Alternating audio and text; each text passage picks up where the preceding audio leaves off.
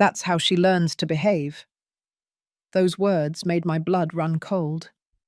3 years have passed since that scene, and I can still hear the echo of that applause, the applause of a mother watching her son hit my daughter. My name is Audrey Vance. I am 57 years old. I am a family lawyer, specializing in domestic violence cases. I have spent 32 years defending women who couldn't defend themselves. I have faced corrupt judges, violent husbands, and entire families who protected the abuser. But nothing in my career prepared me to see my own daughter being struck right in front of me. This is the story I never thought I would have to tell. The story of how one Sunday dinner destroyed a family, and how 30 seconds of silence changed the destiny of 4 people forever. Because you see, they didn't know who they were messing with. Let me take you back to that night. It was Sunday, March the 20th. I remember the exact date, because it was my late husband, Robert's, birthday. He had died 2 years earlier of a massive heart attack, leaving me alone in that big house in Georgetown, Washington, D.C., which used to be filled with laughter. Adrienne, my only daughter, had insisted that I come to her place for dinner. "Mum, you can't be alone on Dad's birthday. Come on over. I'll make his favorite dish. Turkey with mashed potatoes and gravy.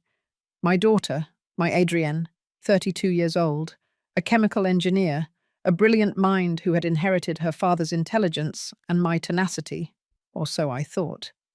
I arrived at 7 in the evening at her house in Beverly Hills, Los Angeles, a gorgeous residence they had bought just 1 year prior with the money Robert had left us. I had given her her full share of the inheritance, against my accountant's advice. "Ms. Vance, shouldn't you put it in a trust, just in case?" "Just in case of what?" I had asked, annoyed. "Just in case my daughter married a man who turned out to be a monster?" I should have listened to him. When I arrived, the table was already set. Fine china, crystal glasses, scented candles. Adrienne had been cooking for hours. I could smell it. The turkey, the mashed potatoes, the green bean casserole. The aroma immediately transported me back to our kitchen in Georgetown, to Robert sampling the gravy straight from the pot, to little Adrienne sneaking bits of candied yams. But something was different. Adrienne was different. Her hair was shorter than usual, almost shoulder length. She wore a long-sleeved blouse despite the March heat, and when she hugged me, I felt how tense she was, as if every muscle in her body was on alert. "Honey, are you all right?" "Sure, Mom. Just tired from work." I should have insisted. I should have asked more questions. But her husband was right there, Michael, smiling that smile that I had always found too perfect, too rehearsed. "Mother-in-law, great to see you. Come in, come in." And behind him, like a dark shadow, was his mother, Helen, 64 years old, a widow as well, but of a different kind of widowhood. Her husband had died 10 years earlier under circumstances that were never entirely clear. An accident on the stairs of their home. A fatal fall. The investigation closed quickly. With my 3 decades of experience in family cases, I had sensed something strange since the day I met her at the wedding. But Adrienne was so in love, so happy, that I kept my suspicions to myself. Another mistake that haunts me every night. "Audrey, dear, what a joy to have you here," Helen said, with that saccharine voice she always used. "Adrienne prepared a delicious dinner.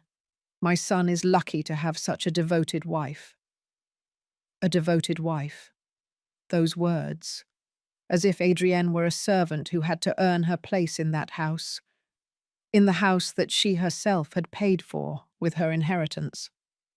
We sat down at the table, Michael at the head, of course, Helen to his right, me across from her, and Adrienne.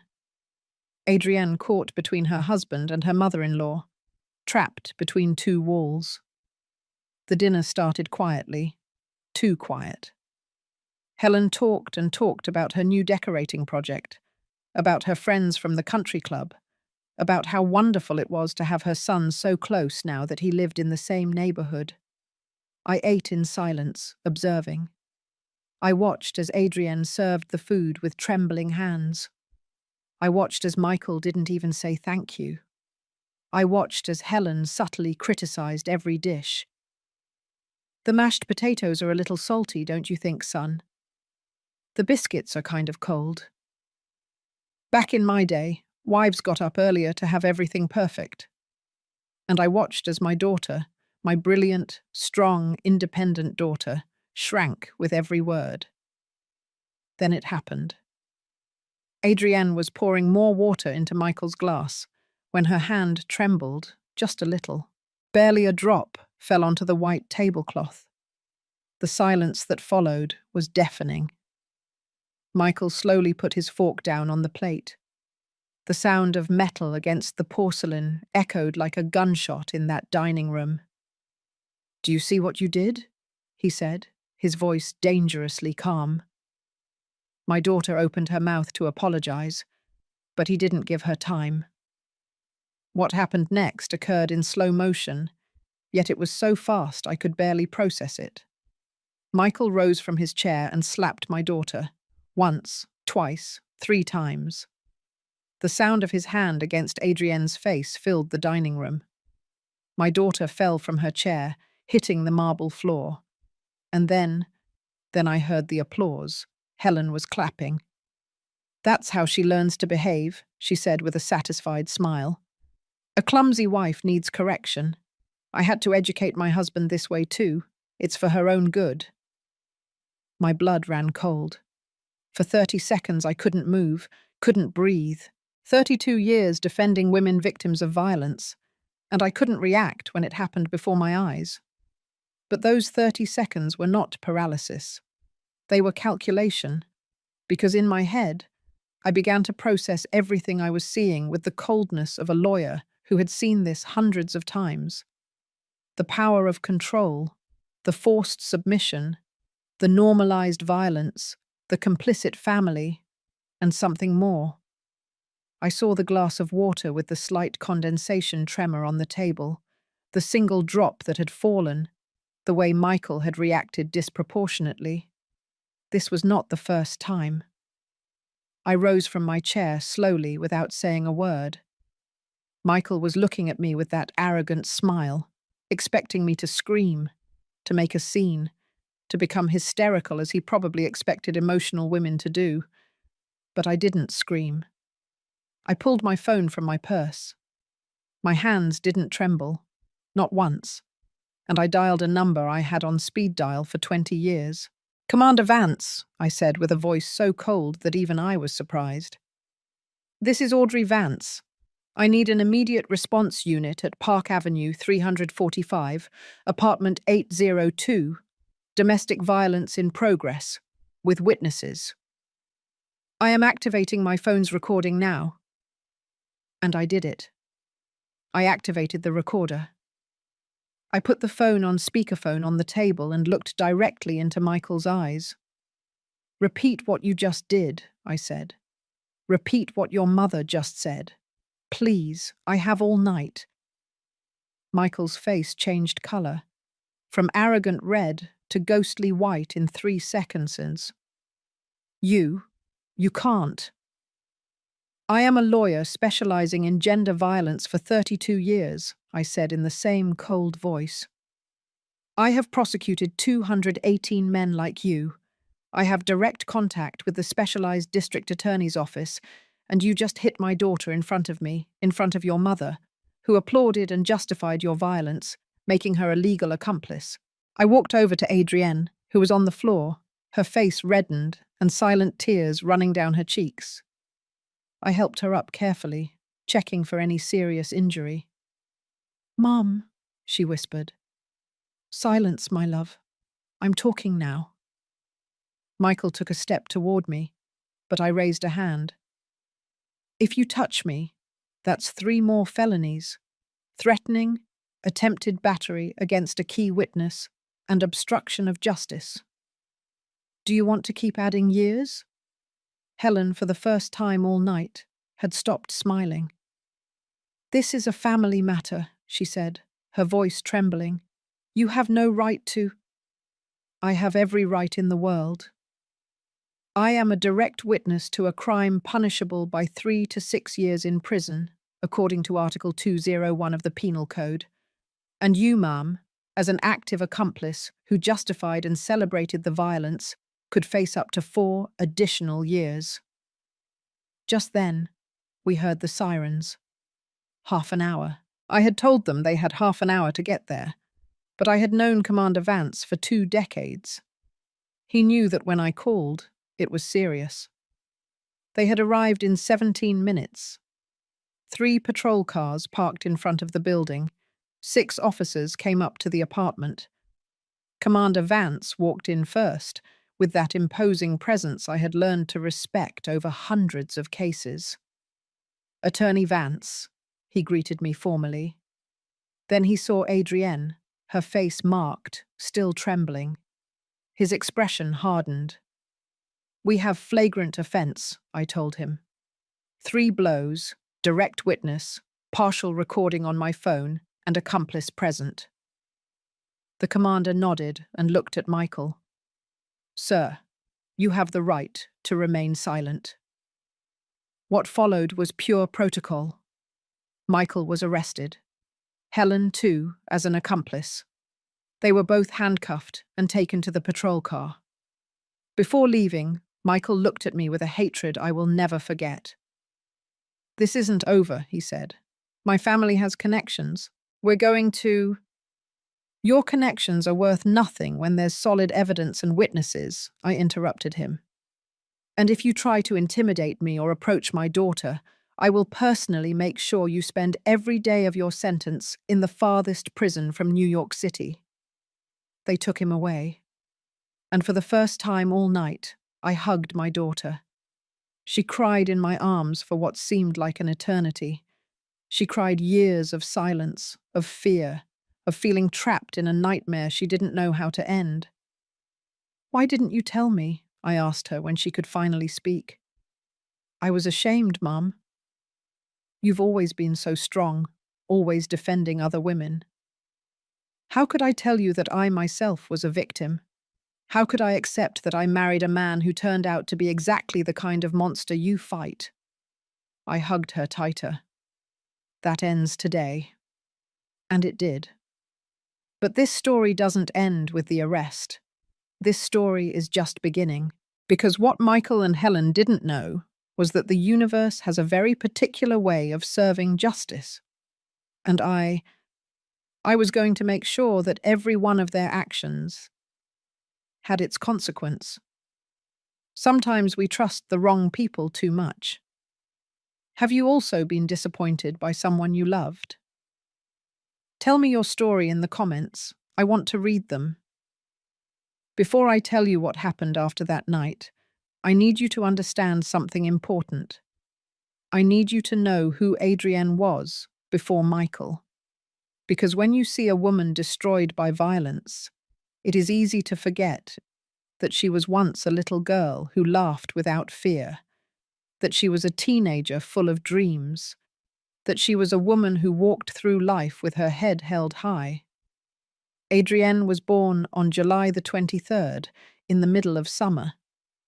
Robert and I had been married for just 2 years when she arrived, filling our Georgetown home with a cry that, at the time, seemed like the most beautiful sound in the world. My husband was an architect, a noble man, one of those who are rare these days. He never raised his voice, never raised his hand. When we had disagreements, we would sit in the living room with hot apple cider and talk until we found middle ground. That's how we grew up, and that's how Adrienne grew up. Our daughter was curious from an early age. I remember when she was just 4 years old, she took apart the house phone because she wanted to see how the voices spoke inside. Robert laughed for half an hour when he found the pieces scattered throughout the living room. This girl is going to be a scientist, he told me as we picked up screws from the floor. And he was right. Adrienne was always brilliant. Not just intelligent, but with that special spark of wanting to understand how everything worked. Plants, machines, chemical reactions, people. When she was 12 years old, she won her first science fair with a project on water purification.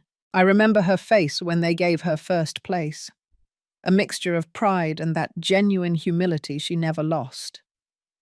"Mummy, do you think Daddy is proud?" "Your father has always been proud of you, my love, since the day you were born."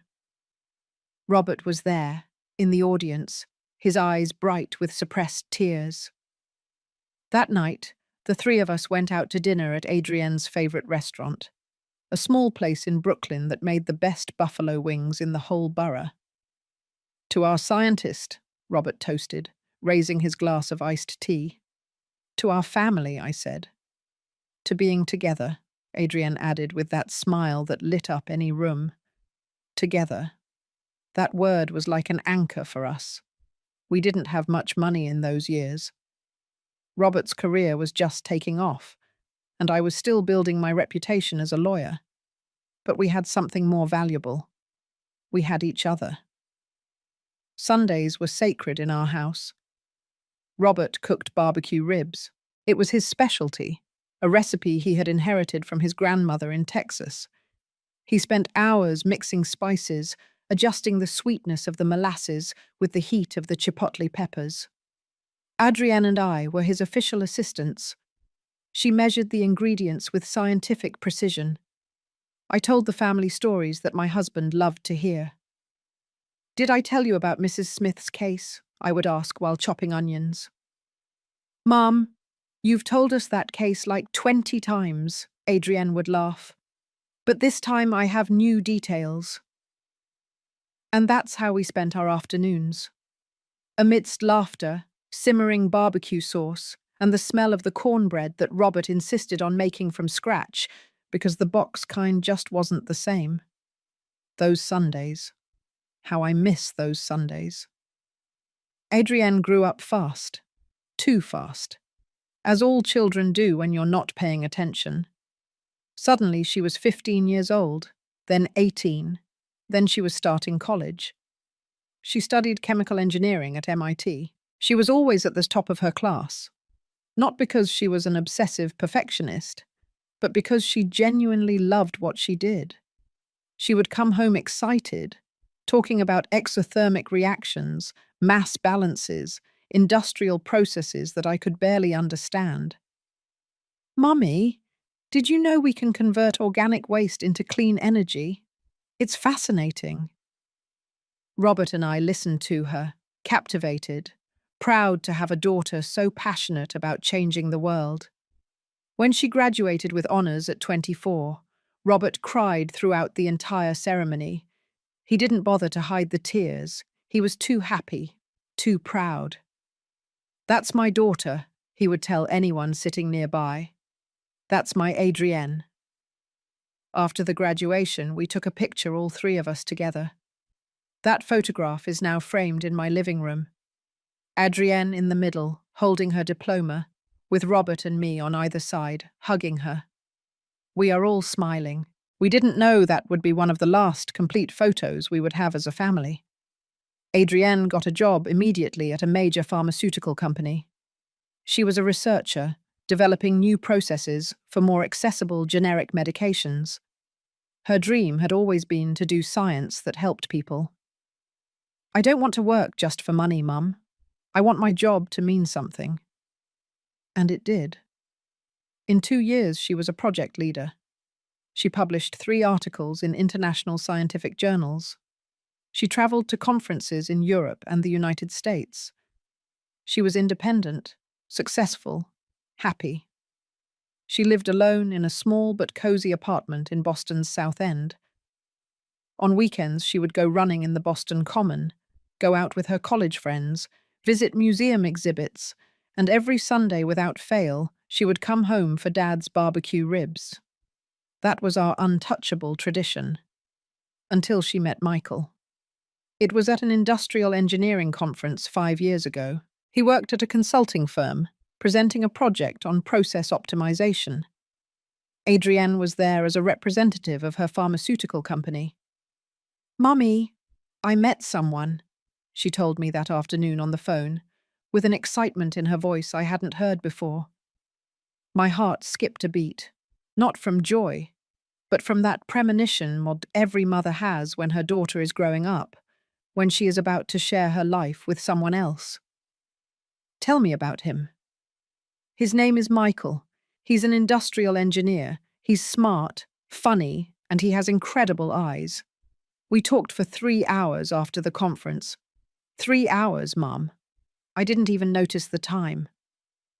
I wanted to be happy. I wanted to feel that pure joy a mother should feel when her daughter falls in love for the first time. But something stirred inside me, a silent alarm that I didn't know how to interpret at that moment. "When do we get to meet him?" "Soon. Very soon. I want you and Dad to meet him." 3 weeks later, Michael came to dinner at our house. He arrived on time, with an expensive bottle of wine and flowers for me. Well-dressed, well-groomed, with that perfect smile I mentioned before. Too perfect. "Mrs. Vance, it's an honor to meet you. Adrienne has told me so much about you and your work. I deeply admire what you do for women victims of violence." The right words, the right tone, the right posture. Robert shook his hand. They talked about architecture and engineering, projects and professional prospects. My husband seemed comfortable with him, but I watched him. I watched how he subtly interrupted Adrienne when she spoke. I watched how his smile didn't quite reach his eyes. I watched how, when Adrienne mentioned a recent professional achievement, he quickly changed the subject to his own successes. Small details, insignificant to any normal person. But I had spent 30 years seeing patterns, and I recognized the red flags. That night, after Michael and Adrienne left, Robert found me in the kitchen, washing dishes in silence. "What's wrong, sweetheart?" he asked, knowing my silence better than anyone. "I don't know. Something doesn't add up." "Give it time. It's the first time you've seen Adrienne in love. It's natural to worry." Maybe he was right. Maybe I was projecting my work cases onto my personal life. Maybe I was being overprotective. But my instinct was screaming. The months followed. Adrienne and Michael became inseparable. She started talking less about her job and more about him. She stopped going to the gym because Michael preferred they spend that time together. She stopped going out with her friends on Fridays because he wanted them to have their special night. "Mummy, I'm happy, really happy." God knows I wanted to believe her. Then we met Helen. It was 6 months later at a family lunch Michael organized. His mother had just moved to Los Angeles from Chicago, he told us, to be closer to her son. "He's all I have since my husband died," she explained, with that saccharine voice I later learned to detest. Helen was unlike anyone I had ever met. Elegant in appearance, but with an energy that took up all the space. She talked non-stop, always steering the conversation toward Michael, toward how wonderful he was, toward how much she had suffered raising him alone after her husband's death. "It was a terrible accident," she said with dramatically moist eyes. "He fell down the stairs. I never got over the loss." But her body language did not match her words. There was no real grief in her expression, just performance. And the way she looked at Adrienne, like evaluating, like measuring, like deciding if my daughter was good enough for her son. After that lunch, Robert and I talked until dawn. "That woman gives me bad vibes," I said. "Me too." "But Audrey, Adrienne is an adult. We can't—" I know. But something is wrong. I can feel it." Robert hugged me that night, as he had done thousands of times in our marriage. "If something is wrong, Adrienne will see it. We raised her to be smart, to be strong. Let's trust her." And I trusted her. That was my mistake. 1 year later, Michael proposed to Adrienne, an elaborate proposal in Napa Valley, with rose petals and violinists. She said yes, crying with happiness. When she told us, I hugged my daughter and told her I was happy for her. And part of me was. The other part, the experienced lawyer, screamed in silence. The wedding was beautiful, 200 guests in a garden in Palm Springs. Adrienne was radiant in her white dress, like all brides. Robert walked her down the aisle. I remember he looked at me before giving her away, and in his eyes I saw the same concern I felt. But it was too late. We had already said yes. We had already given our blessing. The first months of marriage seemed normal. Adrienne still came home on Sundays, though now with Michael. We still made barbecue ribs, though the conversations no longer flowed with the same naturalness. Michael always had an opinion about everything. He always corrected some detail in Adrienne's stories. He always diverted attention back to himself. And Adrienne started talking less. Then Robert died. It was sudden, a massive heart attack while he slept. He left peacefully, without pain. But he left too soon, 62 years old. We still had so many years ahead, so many more Sundays of barbecue ribs, so many stories to create, so many grandchildren to meet. But he was gone, and with him, the balance of our family was gone. The funeral was a whirlwind of grief. Adrienne cried in my arms like she hadn't since she was a child. Michael was there, correct and appropriate, but distant, as if fulfilling a social duty rather than comforting his wife. Helen, for her part, spent the entire funeral comparing Robert's death to the death of her own husband. I know exactly how you feel, Audrey. I lost the love of my life too, although I must say my loss was more traumatic because it was violent. Even in my pain, I recognized the manipulation, but I was too broken to confront her.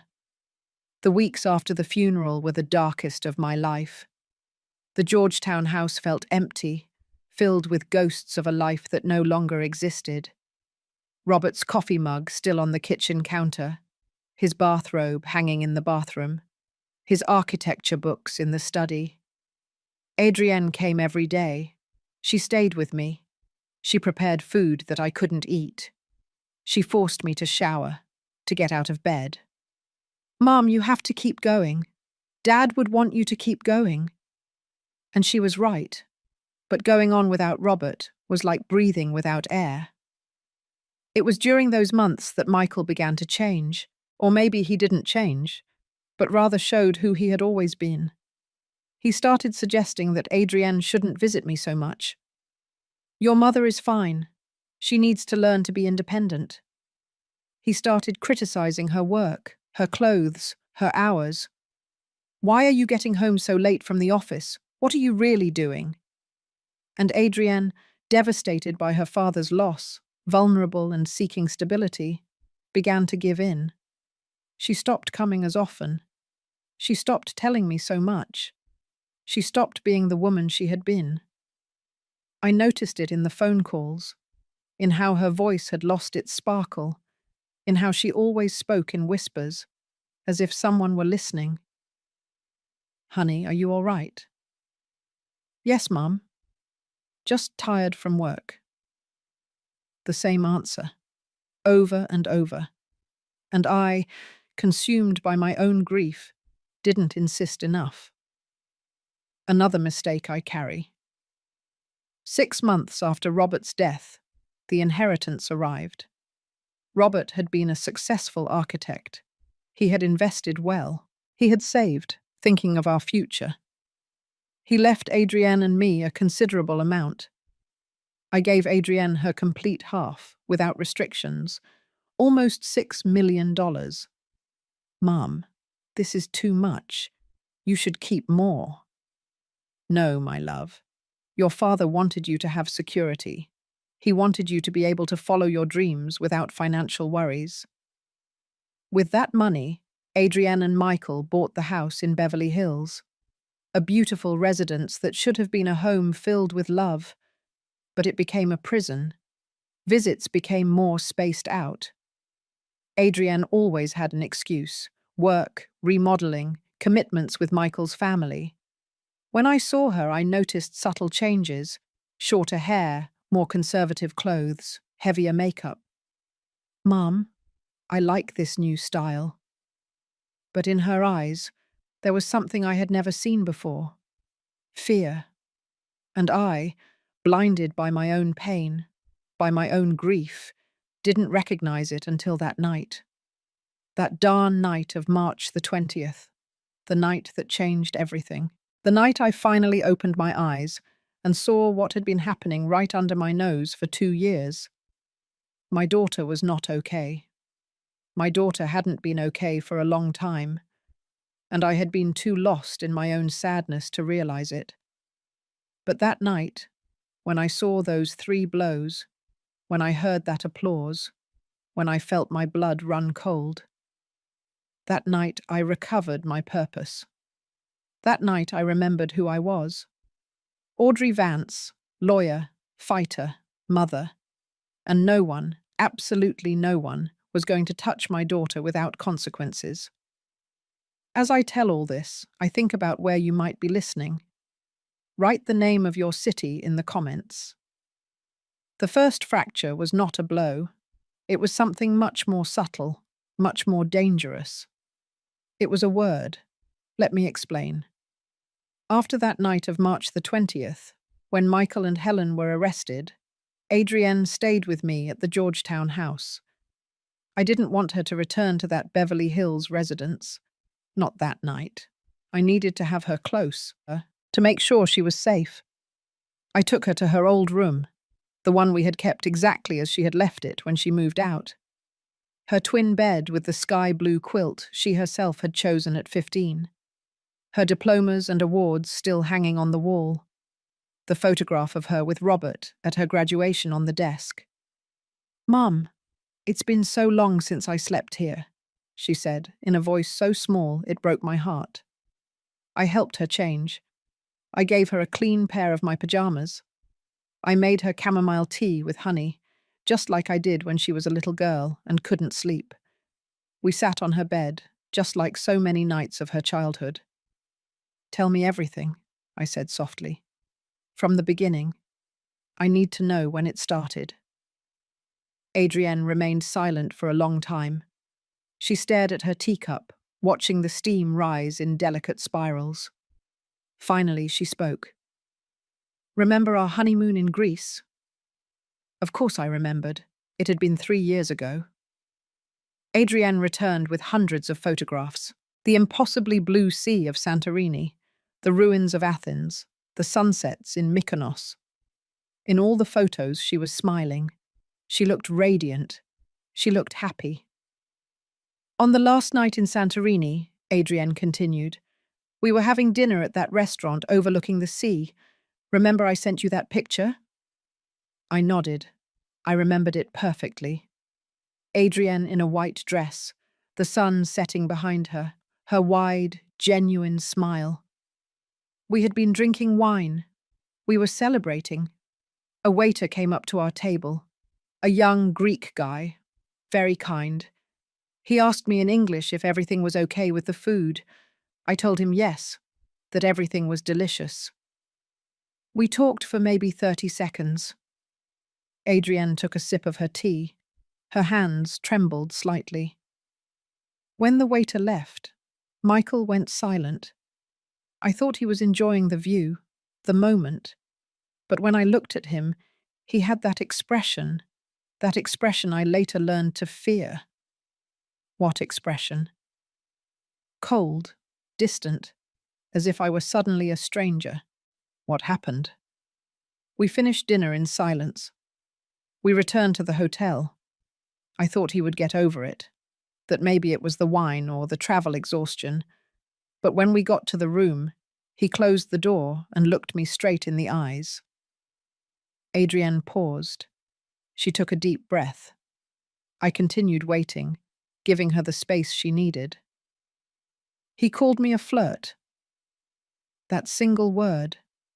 But the way Adrienne pronounced it, with that weight, with that contained pain, made me understand that it hadn't just been one word, it had been a sentence. I asked him what he meant. He said he had seen how I smiled at the waiter, how I unnecessarily prolonged the conversation, how I was clearly seeking his attention.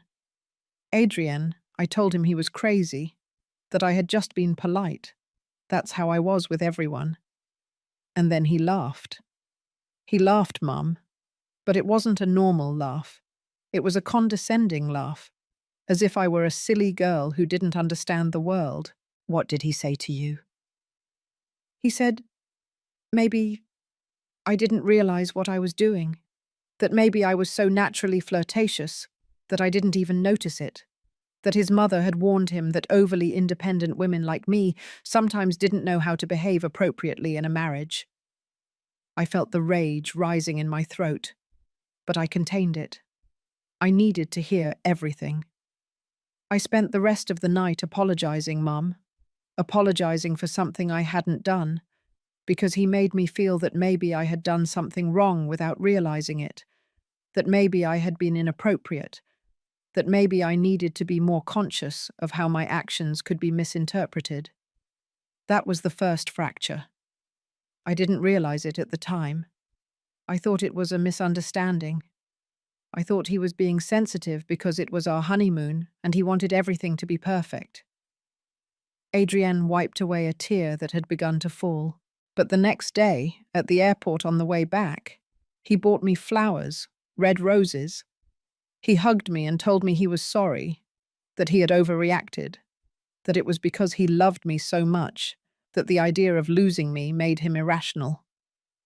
The classic cycle. Explosion, honeymoon phase, tense calm, explosion. I had seen it hundreds of times in my cases, and now I was seeing it in my own daughter. When was the next time? 2 months later. We went to a work event for my company. It was a celebration. We had closed a major contract. My boss, Dr. Peterson, congratulated me publicly. He hugged me. A professional, appropriate hug. One of those you give in work contexts. Michael yelled at you.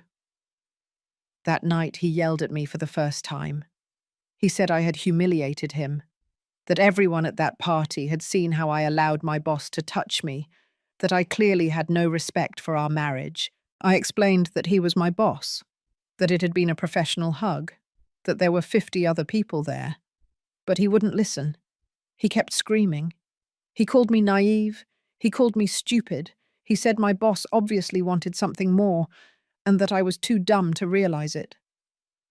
Adrienne leaned back against the headboard of her bed, exhausted from recounting memories she had clearly been bottling up for a long time. I started to be afraid to go out, afraid to talk to co-workers, afraid to smile too much, afraid to wear clothes that he considered provocative. I started constantly measuring myself. Is this blouse appropriate? Is this conversation innocent? Could this smile be misinterpreted?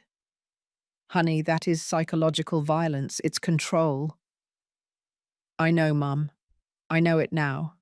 But at the time, I just wanted things to go back to the beginning, when he was charming, when he made me feel special. I kept thinking that if I behaved correctly, if I was the perfect wife, he would go back to being the man I fell in love with. I recognized my own failure at that moment. All the times Adrienne had cancelled plans with me, all the times she had stopped coming on Sundays, all the times her voice sounded muted on the phone. I had thought it was grief over Robert, that it was the natural adjustment of marriage, that it was busy adult life, but it had been this: systematic isolation, gradual control, invisible violence. When did the hitting start? I asked, although part of me didn't want to know the answer.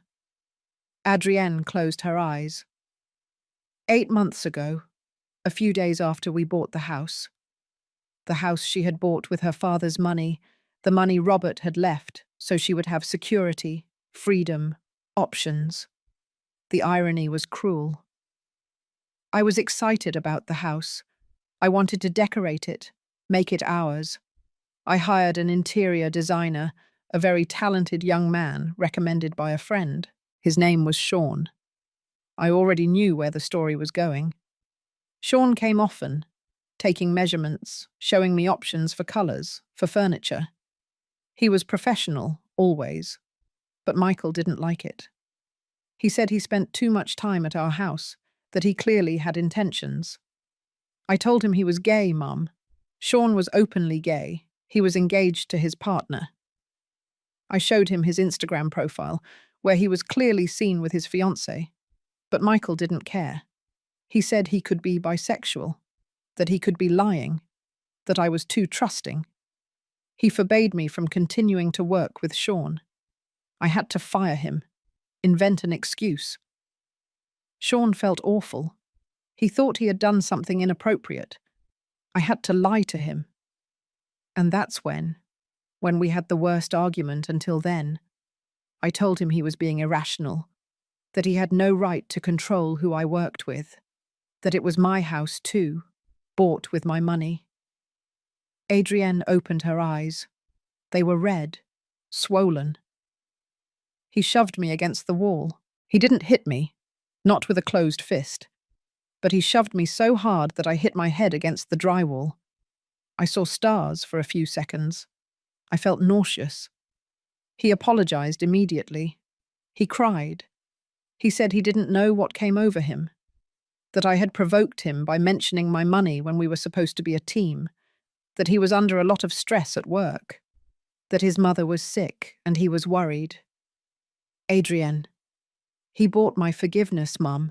Literally. The next day he came home with a diamond necklace. He took me out to dinner at the most expensive restaurant in the city. He told me he was going to change, that he was going to therapy, that he loved me more than anything in the world.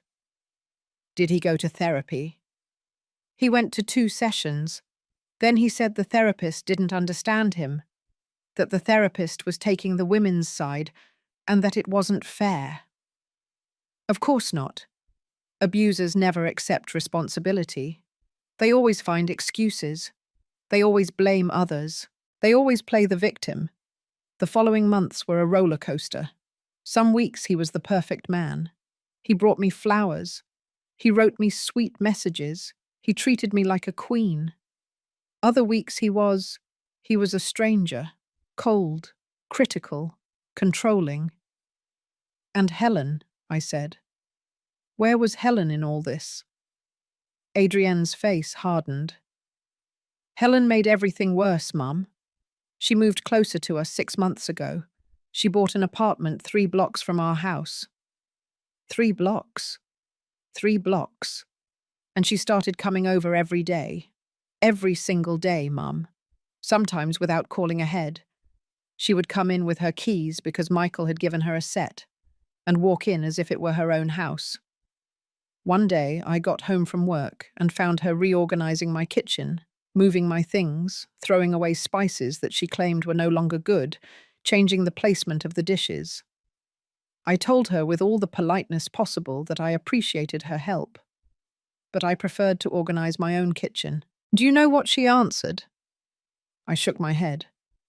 She told me, a good wife accepts her mother-in-law's advice. I raised Michael alone, working double shifts, sacrificing everything for him. The least you can do is let me help you be the wife he deserves. The wife he deserves, I repeated bitterly. Helen had an opinion about everything, about my clothes. That skirt is too short. What will people think? About my job. You should consider cutting back on hours. Men need their wives to be available. About my cooking. My son's barbecue ribs are too salty. Clearly you don't know the correct recipe. And Michael? Michael always defended her. Always. No matter how unreasonable she was, he took her side. He told me his mother had suffered a lot, that she had raised a son alone, that I needed to be more understanding. I started to feel like a stranger in my own house, as if I were living in their house, not mine, as if I were a guest who had to earn the right to be there. Adrienne got up from the bed. She walked toward the window of her old room. She looked outside, toward the garden where Robert used to grow herbs for cooking. "Do you know what the worst part is, Mum?" "What?" "That Helen talked about her marriage as if it were a role model. She told me how she educated her husband, how she put him in his place when he behaved badly, how she taught him that she was the one who ruled the house. I always thought those stories were strange. She talked about hitting him with objects when he got drunk, hiding his money when he misbehaved, punishing him by locking him out of the house at night." A shiver ran down my spine. And when she told me these stories, she laughed. "Mum," she laughed, as if they were funny anecdotes about marriage, not abuse. Do you think she killed her husband?" "I don't know. But every time she mentions it, there's something in her eyes. Something cold. Something that scares me." Adrienne returned to the bed, snuggling up next to me like when she was a little girl and had nightmares. "The first real blow, the first with a closed fist, was 4 months ago." I waited. It was something so stupid, so ridiculously stupid that I'm embarrassed to tell it. "Tell me anyway." "I was cooking, making dinner. Helen had been over and had criticized everything. The cleanliness, the previous day's meal, my haircut. I was tense, stressed. I was chopping onions with the knife Robert had given me, that Japanese one that I liked so much. I remembered that knife. Robert had bought it on a trip to Japan. He had paid a fortune for it because he knew how much Adrienne loved to cook. Michael came home from work in a bad mood. He started complaining that the house smelled too much like onions.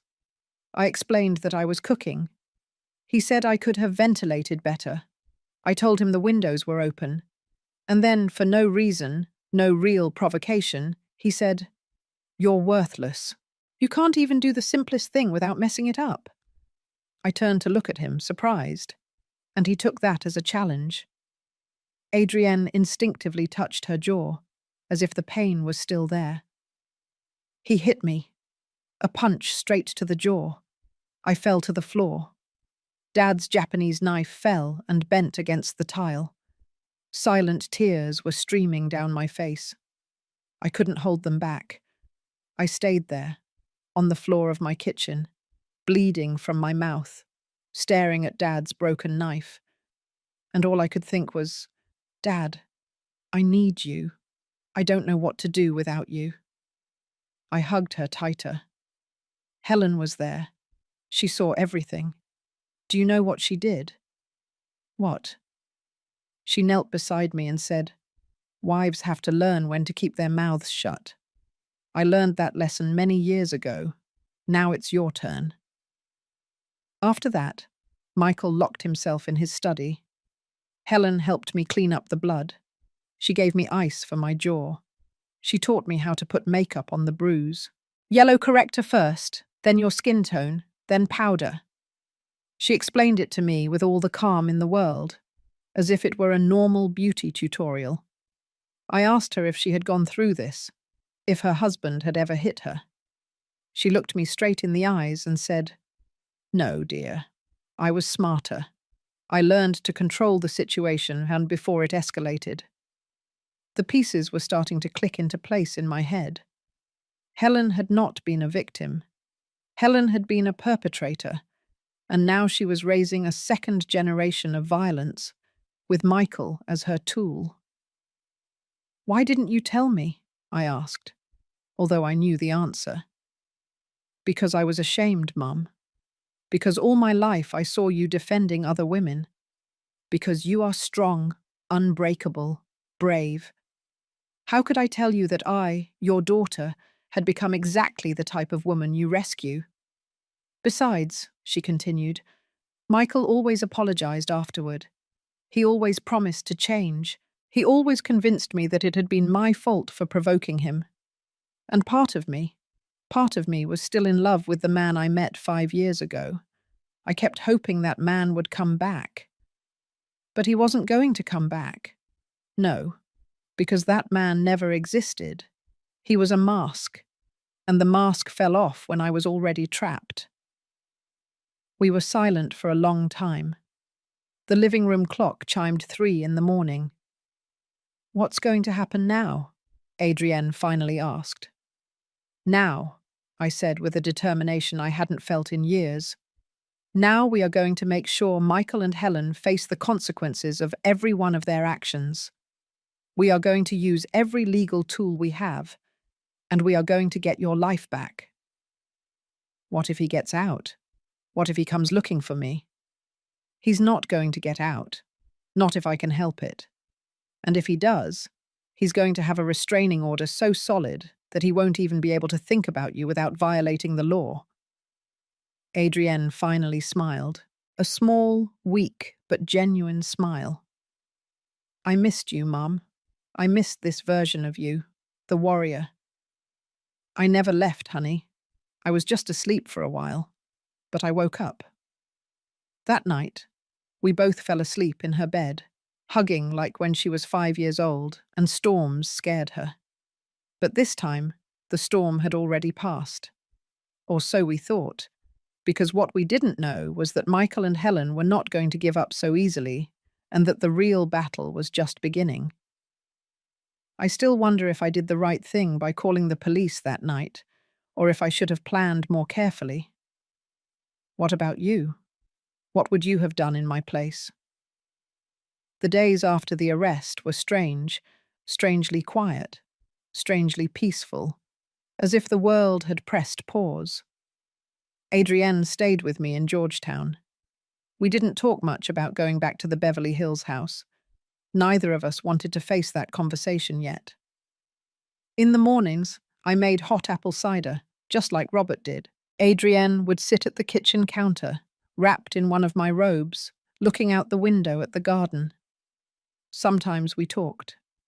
More often, we stayed in a comfortable silence, the kind of silence that only exists between people who know each other deeply. It was the 4th day after the arrest when the first call came. I was in my study, reviewing documents to prepare the formal case against Michael and Helen, when my phone rang. Unknown number. I usually don't answer unknown numbers, but something made me press the green button. "Attorney Vance?" It was a woman's voice, older, refined, with that tone of authority that comes from years of privilege. "Yes, who is speaking?" "My name is Christine Douglas, of the Rivers family. I'm a close friend of Helen Matthews." Of course she was. "How can I help you?" "Rather, I can help you, attorney. I understand there was a misunderstanding between your daughter and my dear friend Michael." A misunderstanding. She called 3 slaps to the face a misunderstanding. "Ms. Douglas, with all due respect, there was no misunderstanding. There was an act of domestic violence that I witnessed directly, and that is documented by the authorities." "Oh, attorney, please. You are a woman of the world. You know what young marriages are like. There are fights, there are tensions. That doesn't mean you have to destroy the life of a successful man over a moment of..." "A moment of what? Exactly?" I interrupted her. My voice sounded colder than I intended. Silence on the other end. "What I'm trying to say," she continued with a more cautious tone, "is that Helen has told me a lot about her son. He is a good man, hard-working, devoted. And your daughter? Well, Helen mentions that Adrienne can be somewhat challenging." There it was. The narrative I knew was coming. The victim provoked the abuser. The victim deserved it. The victim is the real problem. "Ms. Douglas, I'm going to be very clear. I have no interest in discussing my daughter's character with you or anyone else. My daughter was a victim of violence. Period. and both Michael and Helen are going to face the full legal consequences of their actions. That would be very unfortunate, she said, and now her voice had a threatening undertone. Michael comes from a very well-connected family. His uncle is a magistrate on the Superior Court. His cousin works at the district attorney's office. It would be a shame if this matter became complicated for you and your legal practice. A veiled threat. How predictable. Ms. Douglas, I have been in this profession for 32 years. I have faced threats from drug cartels, corrupt politicians, powerful businessmen. If you think I'm going to back down because Michael's uncle is a magistrate, you clearly don't know who you're talking to. Furthermore, I continued, every word of this conversation is being recorded, as is my legal right, and any attempt at intimidation or interference with an active case constitutes obstruction of justice. Do you wish to continue? She hung up immediately. I sighed and saved the recording in 3 different locations: my phone, my computer, and the cloud. 32 years had taught me to document absolutely everything. Adrienne appeared in the doorway of the study. Who was that? I told her about the call. I watched her face pale. Mum, Christine Douglas is one of the most influential women in the neighborhood. If she's taking Helen's side, it doesn't matter whose side she's on. Justice doesn't work by social connections. But even as I said those words, I knew they weren't entirely true. Justice should work that way. But in reality, connections mattered. Power mattered. Money mattered. And Michael, it seemed, had more connections than I had anticipated. The second call came that same afternoon. This time it was my assistant at the firm, Lucy. She sounded nervous. Attorney, I need to tell you something. A man arrived an hour ago. He said he was Michael Matthews' lawyer. He left this. She sent me a picture via text. It was a lawsuit for defamation, false accusation, and emotional distress. Against me. Against Adrienne. They were asking for $5 million in compensation. He also left something else, Lucy continued. A temporary court order suspending the restraining order against Mr. Matthews, signed by Magistrate Eric Matthews. His uncle, of course. How is this possible? I asked, although I already knew the answer. Favors, calls between friends, the system working for those with the right connections. It's not legal, I said. I'm appealing immediately. Lucy? Yes. Contact Magistrate Jenkins. She owes me a favor. I need her to review this case personally. I'll do it. I hung up and stared at the lawsuit on my phone. $5 million. An amount designed to intimidate, to scare, to make people give up. But I was not just people. Adrienne walked back into the study. She had overheard part of the conversation. Mum, this is getting out of control. Maybe we should... Should what? I looked directly at her. Back down? Let him get away with it. Allow him to continue hitting you because he has a magistrate uncle. No, but $5 million, Mum. That could ruin us. They are not going to win that lawsuit. It's an intimidation tactic, pure and simple. But I saw the fear in Adrienne's eyes, and for the first time, I saw something else. Doubt. Honey, look at me. She did, though with effort.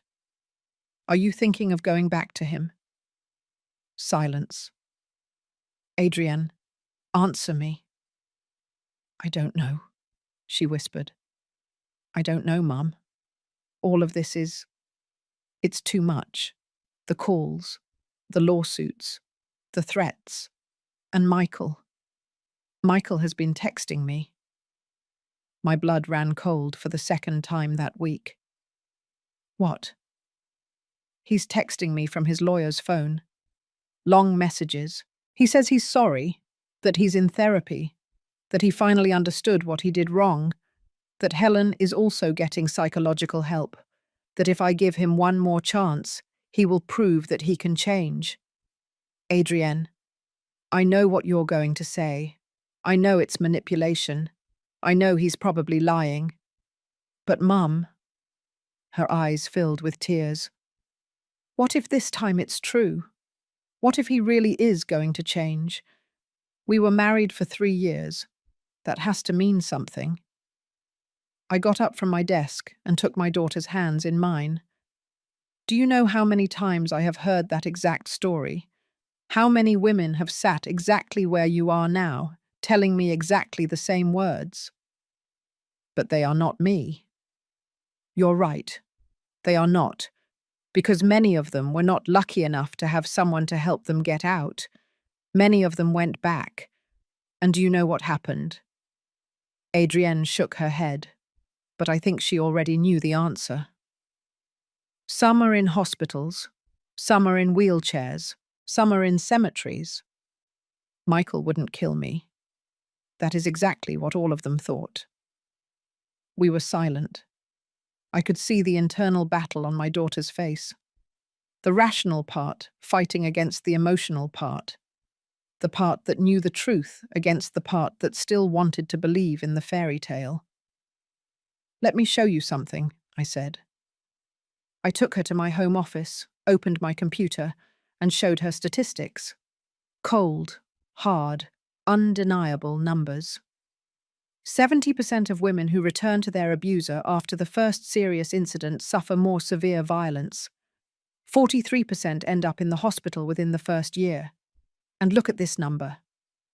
I pointed to a figure in red on the screen. 1,200 women died in New York last year from intimate partner violence. 1,200. Every single one of them believed their partner was going to change. Every single one of them thought it was different. Adrienne looked at the screen with glazed eyes. But I also have other numbers, I continued. Women who left, women who reported, women who rebuilt their lives. 87% report a better quality of life 2 years later. 93% say it was the best decision of their lives. And the other 7%? Some cases returned before we could help them completely. Some faced financial difficulties. But none, Adrienne, died. My daughter collapsed onto the couch in my office. You just don't understand, Mum. It's not just physical fear. It's everything. The house we bought together, the plans we had, the friends we made as a couple, the family we were going to build. If I leave him, I lose all of that. No, I said firmly. If you leave him, you gain your life. Everything else is replaceable. Your life is not. But I feel so guilty, like I'm overreacting, like 3 slaps isn't enough reason to destroy a marriage. And there was the denial, the minimization, the syndrome I had seen in hundreds of cases. Adrienne, look closely at me. 3 slaps. That's 3 slaps too many. There is no acceptable number of times someone can hit you.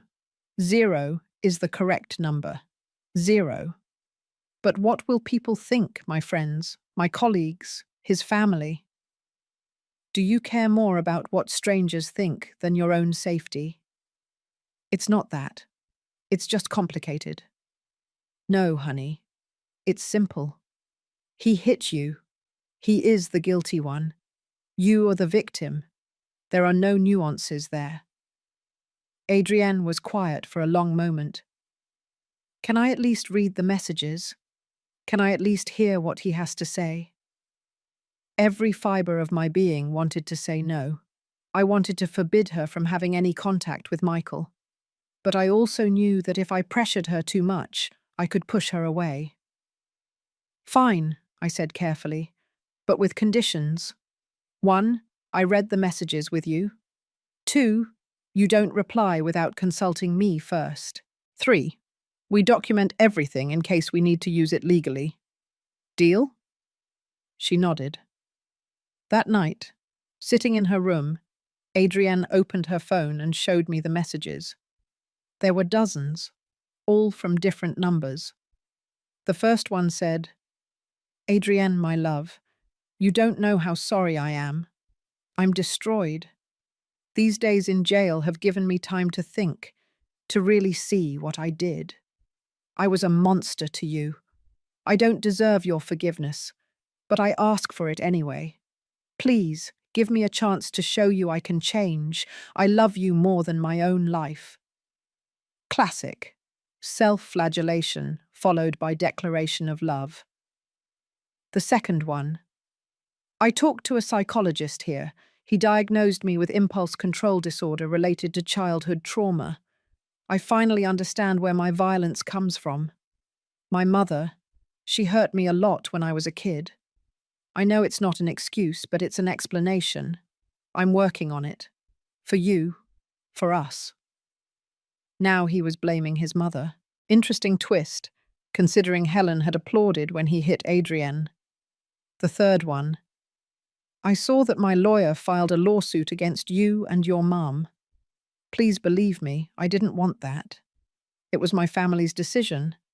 I just want to resolve this privately as a couple. Tell them to withdraw the lawsuit. Just give me a chance to talk to you face to face, without lawyers, without your mum interfering." There it was, the real goal, to isolate her from me, to talk privately, where he could manipulate her without witnesses. "Do you see the pattern?" I asked Adrienne. "Which one?" First message, he plays the victim. Second, he blames others for his behavior. Third, he tries to separate you from your support system. This is the manipulator's manual. Chapter 1. But Mum, what if he really is getting help? What if he really wants to change? If he really wanted to change, he would respect the legal process. He would respect your space. He wouldn't be pressuring you to talk privately. He wouldn't be using lawyers to intimidate us while he writes you love messages. Adrienne knew I was right. I could see it on her face, but I could also see that part of her still wanted to believe the fantasy. The next few days were difficult. Adrienne oscillated between moments of clarity and moments of doubt. Some days she was furious with Michael, determined to move forward. Other days she would stare at her phone for hours, rereading messages, questioning every decision. I tried to give her space while keeping her safe. It was a delicate balance. One afternoon I found her in the garden, standing in front of the small herb patch Robert had cultivated. The rosemary had grown wild. The thyme had spread throughout the planter. The mint threatened to invade everything. "Dad hated seeing the plants neglected," she said, without turning around. I stood beside her. "Your father would want you alive and safe. That's all he would care about." Sometimes I wish he were still here. He always knew what to say. He always knew how to make everything seem simple. Your father was wise, but even he would struggle with this. Not because he wouldn't know the right answer, but because you were his daughter. And when you love someone, you want them to make their own decisions, even when you know they might be the wrong ones. Adrienne turned to look at me. "Do you think I'm making the wrong decision by doubting it?" "I think it's natural to doubt. You were with him for 3 years. You built a life with him. You can't just turn off those feelings like a switch. But what I ask is that you don't confuse the love you felt for him with the danger he now represents." "What's the difference?" "True love makes you feel safe. True love uplifts you, it doesn't destroy you. What Michael offered you wasn't love, it was control disguised as love." Adrienne nodded slowly. "Do you know what the hardest part is?" she asked. "What?" "Accepting that I spent 3 years in love with a lie, that the man I met never existed, that everything was an act designed to trap me. It wasn't your fault, honey. I know it in my head, but my heart still doesn't accept it." I hugged her there, among the overgrown rosemary and invasive thyme, under the same sky Robert used to look up at while cooking barbecue ribs on Sundays. It's going to hurt for a while, I told her, but the pain means you're healing. It means you're alive. That night, Adrienne finally blocked all the numbers Michael had been texting her from. It wasn't easy. She cried while doing it, but she did it. "I'm ready," she said. "I'm ready to fight." "Then we're going to fight." And we did. The next day, I counterattacked legally. I filed a formal appeal against the suspension of the restraining order. I documented every threat, every call, every message. I contacted Magistrate Jenkins, who reviewed the case and confirmed that her colleague's order had been inappropriate. The restraining order was reinstated, with even stricter terms. Michael could not come within 500 yards of Adrienne. He could not contact her directly or indirectly. He could not send third parties to talk to her. Any violation would mean immediate arrest. As I tell all this, I think about where you might be listening. Write the name of your city in the comments. I also filed a counter-lawsuit for aggravated domestic violence, threats, and psychological distress. I asked not for but for $8 million in compensation for Adrienne. Not because we needed the money, but to send a message. They were not going to intimidate us. They were not going to scare us. They were not going to win. But while I fought in the courts, Michael and Helen fought on another battlefield. One I didn't anticipate, one that almost destroyed us. The social war began 3 weeks after the arrest. It was subtle at first, so subtle that I almost didn't notice it. Adrienne had started leaving the house more often. Small steps. She went to the grocery store. She went to her hair salon. She was trying to regain some normalcy while we waited for the court hearings. She came back from the salon one afternoon with a pale face. "What happened?" I asked immediately. "Olga," she said. Olga had been her stylist for 5 years, a cheerful woman who always had stories to tell. Olga acted strange, cold, distant. She barely spoke to me throughout the haircut. Maybe she was having a bad day. "No, Mum. It was more than that. When I was paying, another client I know, Fiona, arrived. We've seen each other there dozens of times. We always say hello. But today she saw me and literally turned away. She pretended she was looking for something in her purse until I left." A bad feeling settled in my stomach. "Did you say anything? Did you ask?" I asked Olga if I had done anything wrong. She just shook her head and said she was in a hurry because her next appointment was arriving. But Mum, her appointment book was empty. I saw it. The next day, Adrienne received a text from her best friend from college, Patty, or who had been her best friend. The message said, "Adrienne, I'm sorry, but I think we need to take some time apart. My husband works in the same industry as Michael and says this whole situation is very complicated. I can't afford to be involved. I hope you understand. Wishing you the best." Adrienne showed me the message with trembling hands. Patty and I were roommates for 4 years in college. 4 years, Mum. She was my maid of honor at my wedding. And now she abandons me because her husband says it's complicated. "People are afraid of difficult situations," I said, although the rage was growing in my chest. Especially when power and influence are involved. It's not just Patty. Look, she showed me her Instagram. She had lost almost 100 followers in the last few days. Her last post, a photo of a sunset she had taken from my garden, had only 3 likes. Before, she usually received over 200. I checked the comments on her old posts. Someone had been leaving anonymous messages. "Aren't you ashamed to destroy a good man's life? We all know you provoked the situation and now you're playing the victim. Your mother-in-law told me the truth. You're a manipulator." When did these comments start? About a week ago. I delete them, but they keep reappearing. They come from different accounts every time. It was an organized campaign. I recognized it immediately. I had seen this tactic before in other high-profile cases. "Helen," I said, "do you think she's behind this?" "I'm sure of it." And I was right.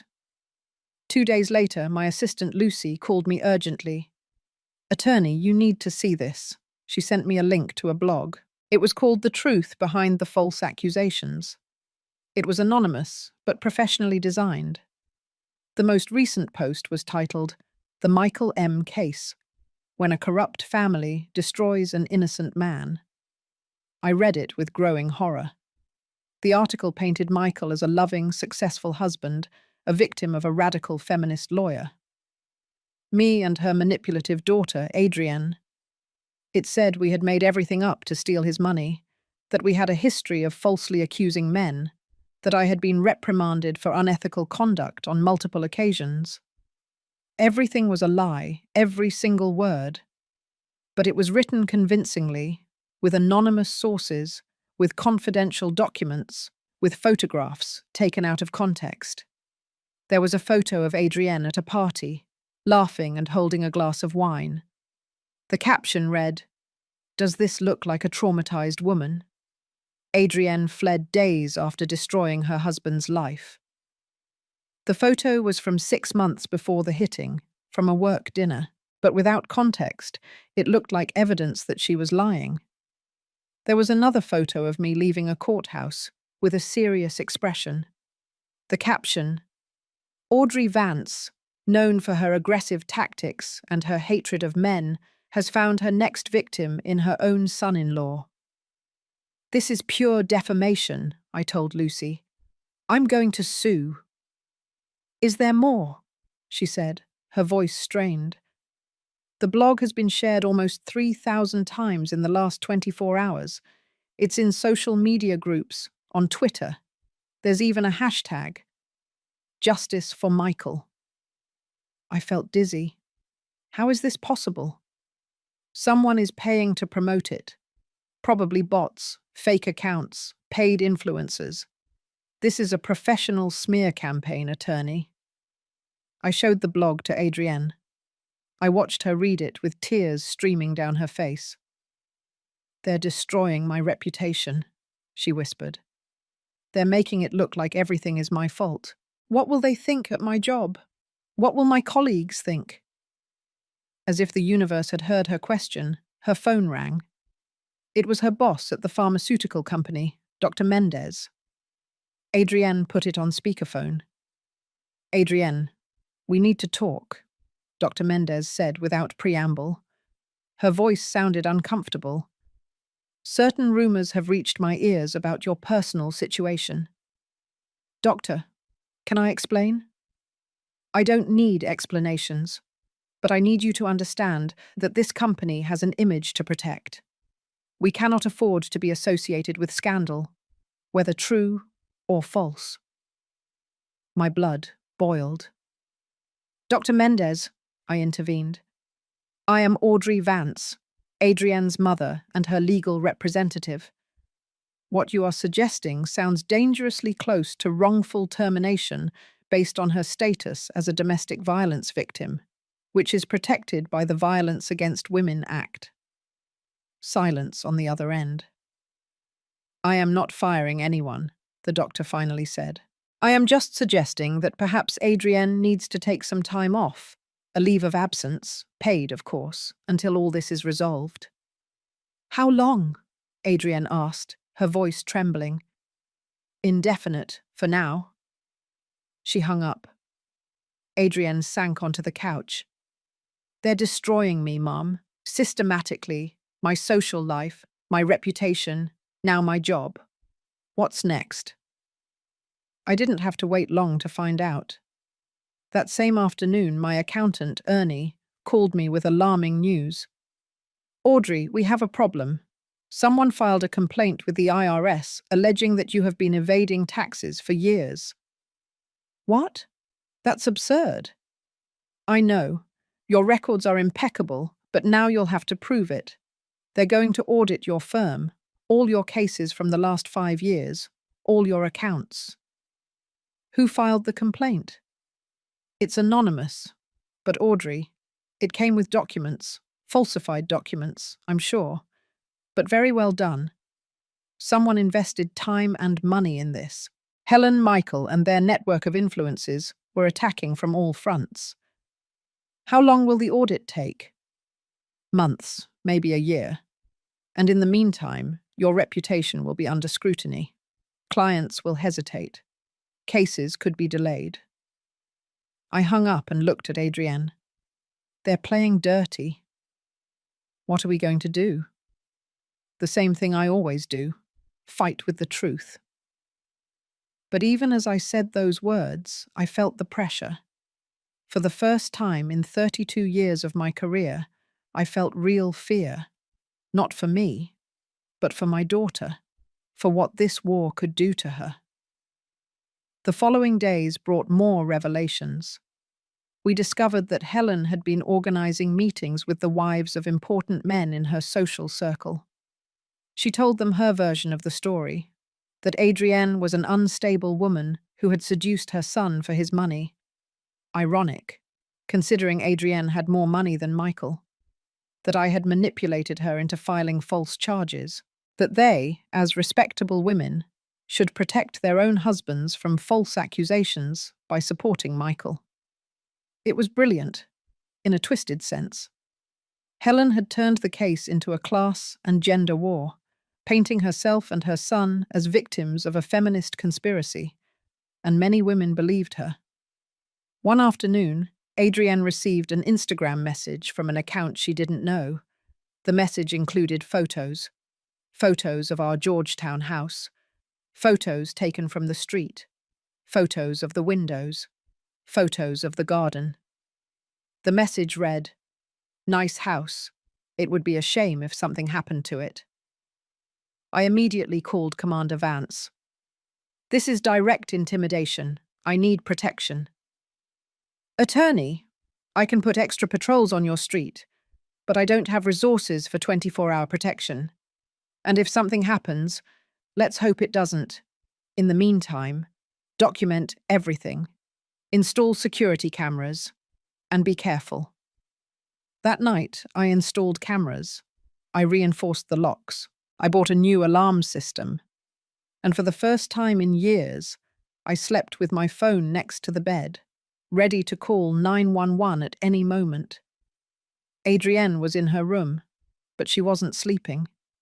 I could hear her crying softly through the wall. I got up and went to her room. I found her sitting on her bed, surrounded by old photographs. Photos of her and Patty. Photos of her with her work colleagues. Photos of her wedding. "I was thinking," she said without looking at me, "about how quickly everything can be destroyed. 2 months ago, I had a life. I had friends, a career, a house, a husband. I thought I knew who I was. And now I have nothing. You have me. I know, and I'm grateful. But, Mom, I'm tired. I'm so tired of fighting, of defending myself, of justifying my existence, of proving over and over again that I'm not lying." She turned to look at me, and in her eyes I saw something that terrified me. I saw surrender. "Sometimes I think," she continued, "that it would be easier to just call him, ask for forgiveness, tell him I exaggerated, go back to him. At least then all of this would end." "Adrienne, no." "Why not? Look what's happening. They're destroying us. You, me, everything Dad built. Your firm, your reputation, my career, everything. Is it worth it? Is 3 slaps really worth all of this?" I sat beside her and took her face in my hands, forcing her to look at me. "Listen to me closely. This is exactly what they want. They want you to surrender. They want you to believe that you are the problem. They want you to think that the abuse is preferable to the battle." "But I'm so tired." "I know, my love, I know. But you have to understand something. This darkness you feel now, this exhaustion, this fear, is temporary. But if you go back to him, if you surrender, that will be permanent. Or until he kills you. He wouldn't kill me. You don't know that, and you can't risk your life betting that his violence has limits, because I guarantee you, honey, it does not. Adrienne rested her head on my shoulder, as she did when she was little, and the world seemed too big. How did you do it, Mum? How did you fight for so many women for so many years without getting tired? I got tired. I got tired all the time. But your father reminded me why I was doing it. He used to tell me, Audrey, every woman you save is someone's daughter. She's the daughter we would want someone to save if Adrienne ever needed it. I paused, feeling the weight of the irony. I never thought it would be our own daughter who needed saving. But here we are. And I swear on your father's memory that I am not going to let Michael win. I am not going to let him destroy you, even if I have to fight his entire army of liars. And if we lose? We are not going to lose. But what if we lose? I looked directly into her eyes. Then we will lose knowing that we fought with the truth, that we did not surrender, that we did not allow fear to dictate our decisions. And that, honey, that is a victory in itself. We stayed there, embracing, while outside the city went on with its indifferent rhythm. The next day, I received a call that changed everything. It was Commander Vance. Attorney, I need you to come to the station. Now. What happened? We have new evidence. Evidence that you are going to want to see personally. What kind of evidence? An anonymous package arrived this morning with documents, photographs, and recordings. My heart raced. Recordings of what? Conversations between Michael and his mother, planning exactly how to destroy Adrienne, how to fabricate false evidence, how to use their contacts to ruin her reputation. Where did the package come from? We don't know. It was left at the station entrance during the night. No return address. But attorney, the content is gold. It's exactly what we need to strengthen the case. I'm on my way. I hung up and looked at Adrienne.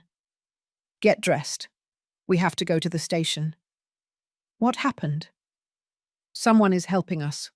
And I think, finally, we are going to see the complete truth. In the car toward the station, my mind worked at full speed. Who had sent that package? Why? Was it someone from Michael's circle who had had enough? Was it someone seeking personal revenge? It didn't matter. What mattered was that finally, we had the missing pieces. And I was about to discover that the truth was much darker than I had imagined. Because what those recordings revealed was not just a plan to destroy us, it was evidence of something much worse. Something that confirmed my worst suspicions about Helen. And something that explained why Michael was exactly the way he was. I still wonder if I did the right thing by moving forward. Sometimes justice has a very high price. What about you? What would you have done in my place? The station's evidence room smelled of old coffee and paper. Commander Vance was waiting for us with a cardboard box on the table. A simple box, unmarked, sealed with ordinary adhesive tape. Nothing special in appearance, but I knew that what it contained could change everything. It arrived at 4 a.m, the commander explained while putting on latex gloves. Security cameras caught a person dropping it off. Medium height, completely covered in a hoodie and cap. Impossible to identify. Fingerprints? I asked. None useful. Whoever did this knew what they were doing. He opened the box slowly. Inside were manila folders, several USB drives, and a large manila envelope.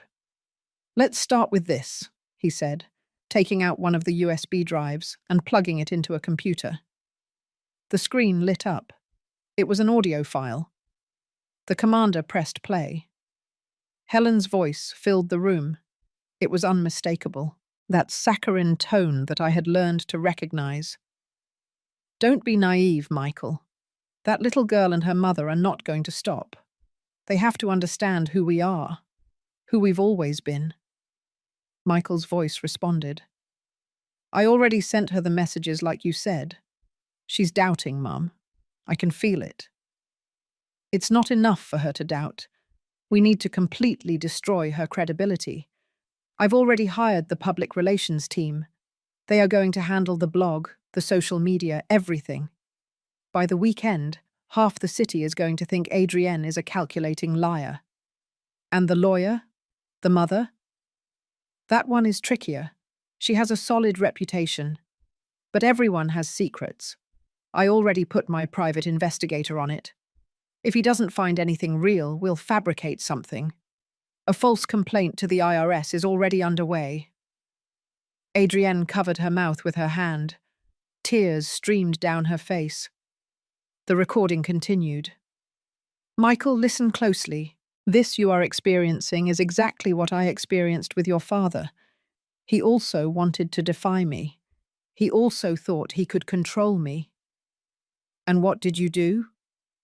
A long pause. So long I thought the recording had cut off.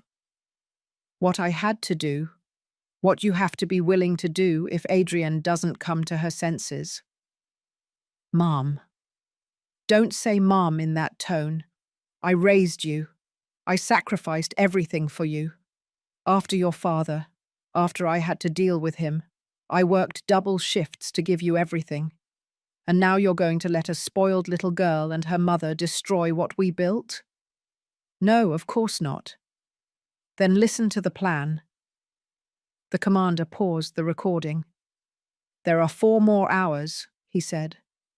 Conversations recorded over the last 3 weeks. All at Helen's house. According to ambient sound analysis, someone planted listening devices there. Who? Adrienne asked, her voice cracking. We don't know, but whoever it was gave us exactly what we needed. He opened one of the folders. It contained photographs. The first was of an official document, a death certificate. Ray Matthews, the commander read, Helen's husband, died 11 years ago from severe craniocerebral trauma after falling down the stairs of his residence in Chicago. He moved on to the next photo. It was a forensic report. The original report indicated accidental death, but look at this. He pointed to a section highlighted in yellow.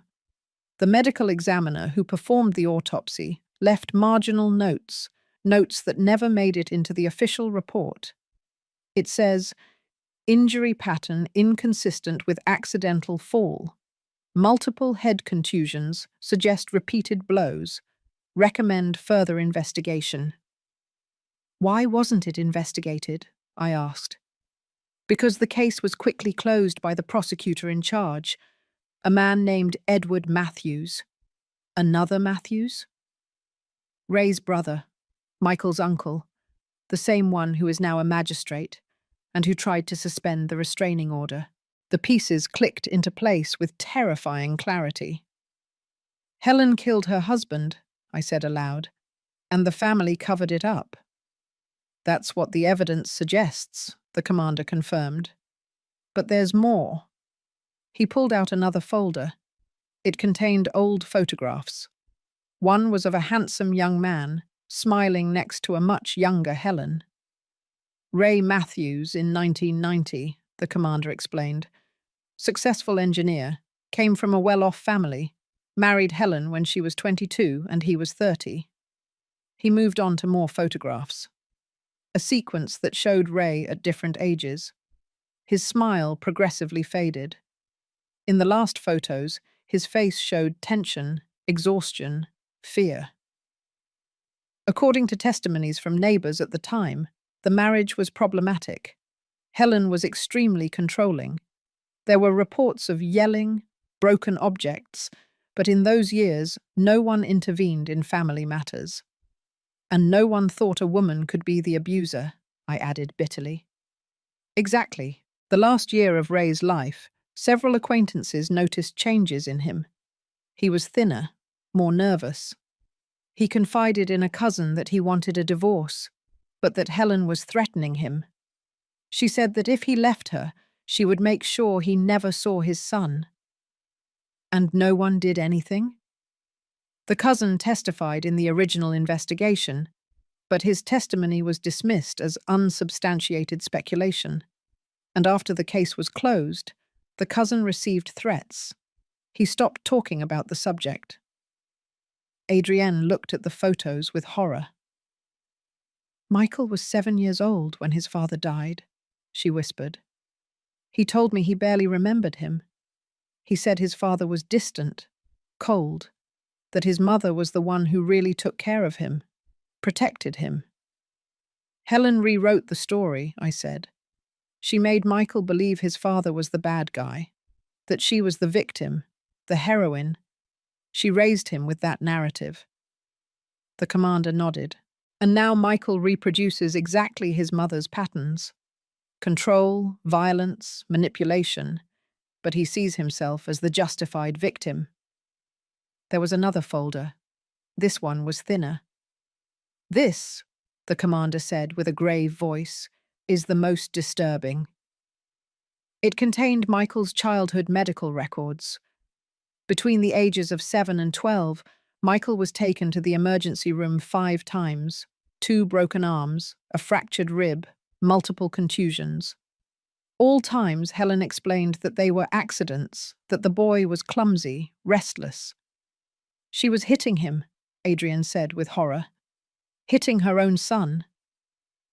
Social workers opened 2 investigations. Both were closed without action. The family had too much influence. "So Michael not only witnessed violence," I reasoned aloud, "he was a victim of it. Helen molded him from childhood. She taught him that violence is love, that control is care, that victims are guilty." The commander pulled out the last USB drive. "This one," he said, "was recorded 3 days ago. It's the most recent conversation we have." He pressed play. Helen's voice sounded different in this one, more relaxed, almost cheerful. "Everything is going according to plan, son. The blog has had more than 10,000 visits. Social media is working. There are already entire groups on Facebook saying Adrienne is a liar. And the best part is that she is destroying herself, asking for time off work, isolating herself. She's still texting me, Mum, asking if I've contacted her. She blocked all the numbers, but she keeps checking if I'm texting her." "Perfect. That means she's broken.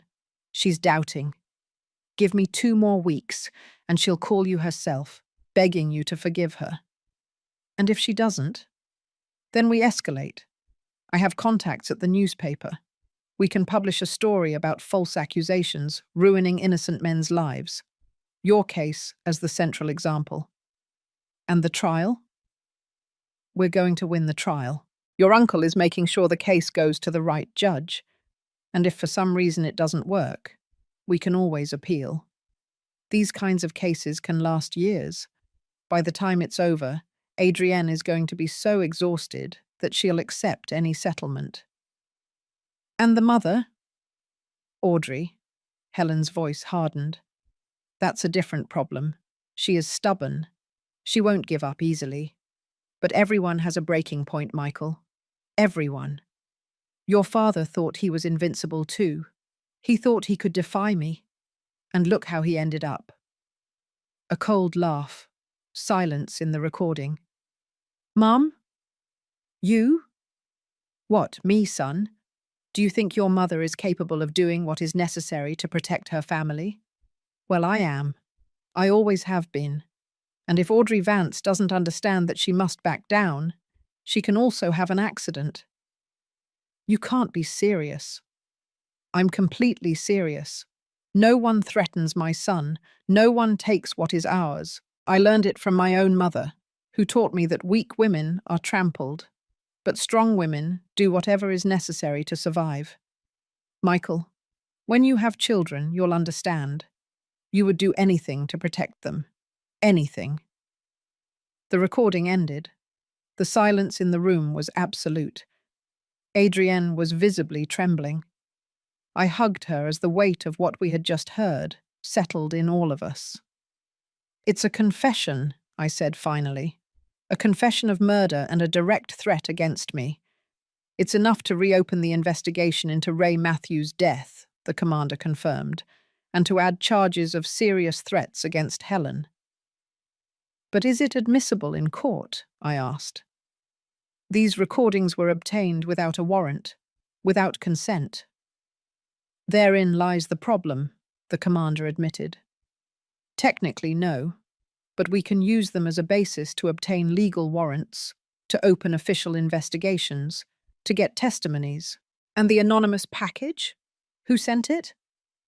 "I still don't know, but whoever it is has close access to Helen.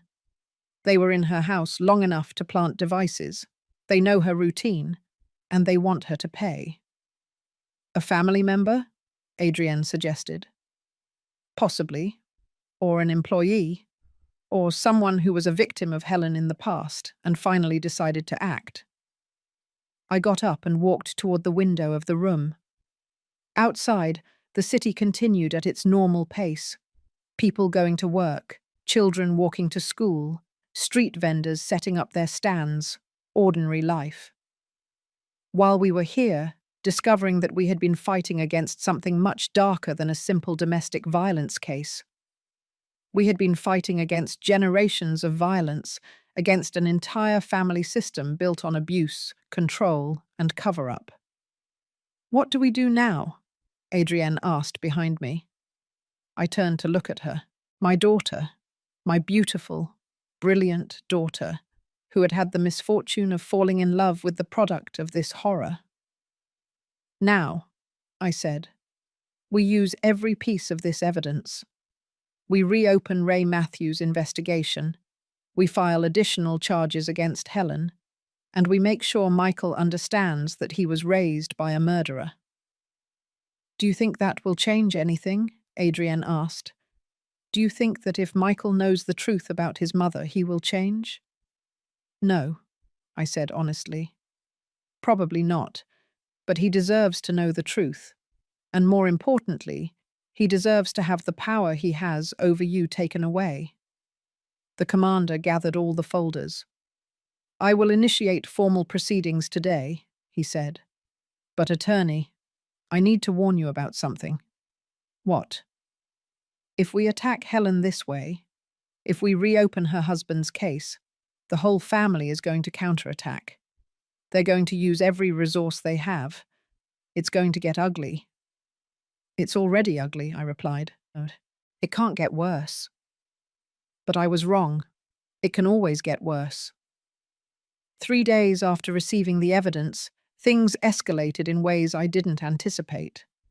First, a summons arrived from the district attorney's office, not for Michael or Helen, but for Adrienne. They were accusing her of filing a false police report. They said they had new evidence that she had fabricated the abuse story, that she had a financial motive for doing so. "How is this possible?" Adrienne asked, reading the document with trembling hands. "Didn't they hear the recordings?" "The recordings are still being officially processed," I explained. "The legal system is slow, and in the meantime, they still have the power to counterattack. The summons demanded that Adrienne appear for questioning in 2 weeks. If she didn't, she could be arrested for contempt." "It's an intimidation tactic," I said. "They want to scare you into withdrawing the charges." "It's working," Adrienne admitted. "I'm terrified. Second, my firm received a visit from IRS auditors. They arrived without warning, with orders to review all my files." Lucy called me in a panic. "Attorney, they're taking computers, documents, everything. They say they have a warrant." "Let them," I said with a calm I didn't feel. "Everything is in order. Let them check whatever they want." But I knew what this meant. Weeks, possibly months, without full access to my files. Cases that would be delayed. Clients who would lose confidence, calculated collateral damage. Third, and this was the most painful, A letter arrived. It was from the American Bar Association. A formal complaint had been filed against me, alleging unethical conduct in Adrienne's case. They said I had a conflict of interest by representing my own daughter, that I had used my personal position to exert undue pressure on the authorities. The letter indicated that there would be a disciplinary hearing. Depending on the outcome, I could face temporary suspension of my license. 32 years of an impeccable career. 32 years defending what was right. And now, for defending my own daughter, my license was at risk. That night I sat in Robert's study, the one we had shared for so many years. His books still on the shelves, his chair still next to the desk. I needed his wisdom, his calm, his perspective. "I don't know if I can do this," I said to the empty space. "I don't know if I'm strong enough." Of course there was no answer, but then I remembered something Robert used to say when I came home after especially difficult days in court. "Audrey, justice doesn't always win, but those who fight for justice never truly lose, because the very act of fighting, of refusing to give up, is already a victory." He was right. He was always right. I got up, wiped away the tears I hadn't noticed were falling, and returned to the living room where Adrienne was sitting, looking at her phone with a lost expression. "Honey," I said, sitting next to her, "I need you to understand something." She looked at me. "We are going to lose the things in this fight. Maybe I will lose my license temporarily. Maybe you will lose some cases at your job. Maybe we will lose friends, reputation, money. Mum, let me finish. We are going to lose things, but there is something we are not going to lose. We are not going to lose your life. We are not going to lose your dignity. We are not going to lose the truth. And when all this is over, when you look back, you will be able to live with yourself, because you will know that you did the right thing, that you did not surrender to fear, that you did not allow a violent man and his murderer mother to dictate your destiny." Adrienne hugged me. "Thank you," she whispered, "for not giving up on me. Never, my love, never." We stayed like that, embracing, while outside the sun set over New York City. Tomorrow would come with new challenges, new battles, new attempts to destroy us. But tonight, in this moment, we were simply a mother and a daughter, supporting each other. And that, I decided, was enough.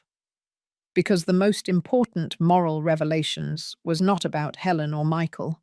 It was about us, about our strength, about our resistance, about our absolute refusal to be destroyed. They had power, money, connections. But we had something stronger. We had the truth. And the truth, sooner or later, always finds its way to the light, even if it has to pass through all the darkness first. I still wonder if I did the right thing by not giving in to the pressure. Sometimes I wonder if protecting my daughter was worth risking everything I built. What about you? What would you have done in my place? The disciplinary hearing was scheduled for a Tuesday morning. I put on my most formal suit, the navy blue one Robert had given me for my 10th anniversary as a lawyer. I carefully applied my makeup, covering the dark circles from sleepless nights. I put my hair up in a neat bun. I had to look like what I was, a professional with 3 decades of impeccable experience, not a woman on the verge of collapse.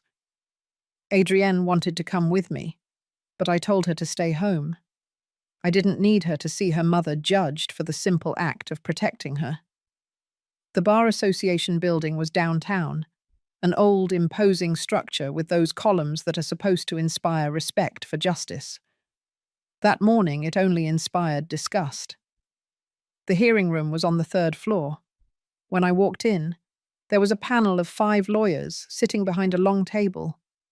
3 men, 2 women, all older than me, all with carefully neutral expressions. I recognized 2 of them, Mr. Chippy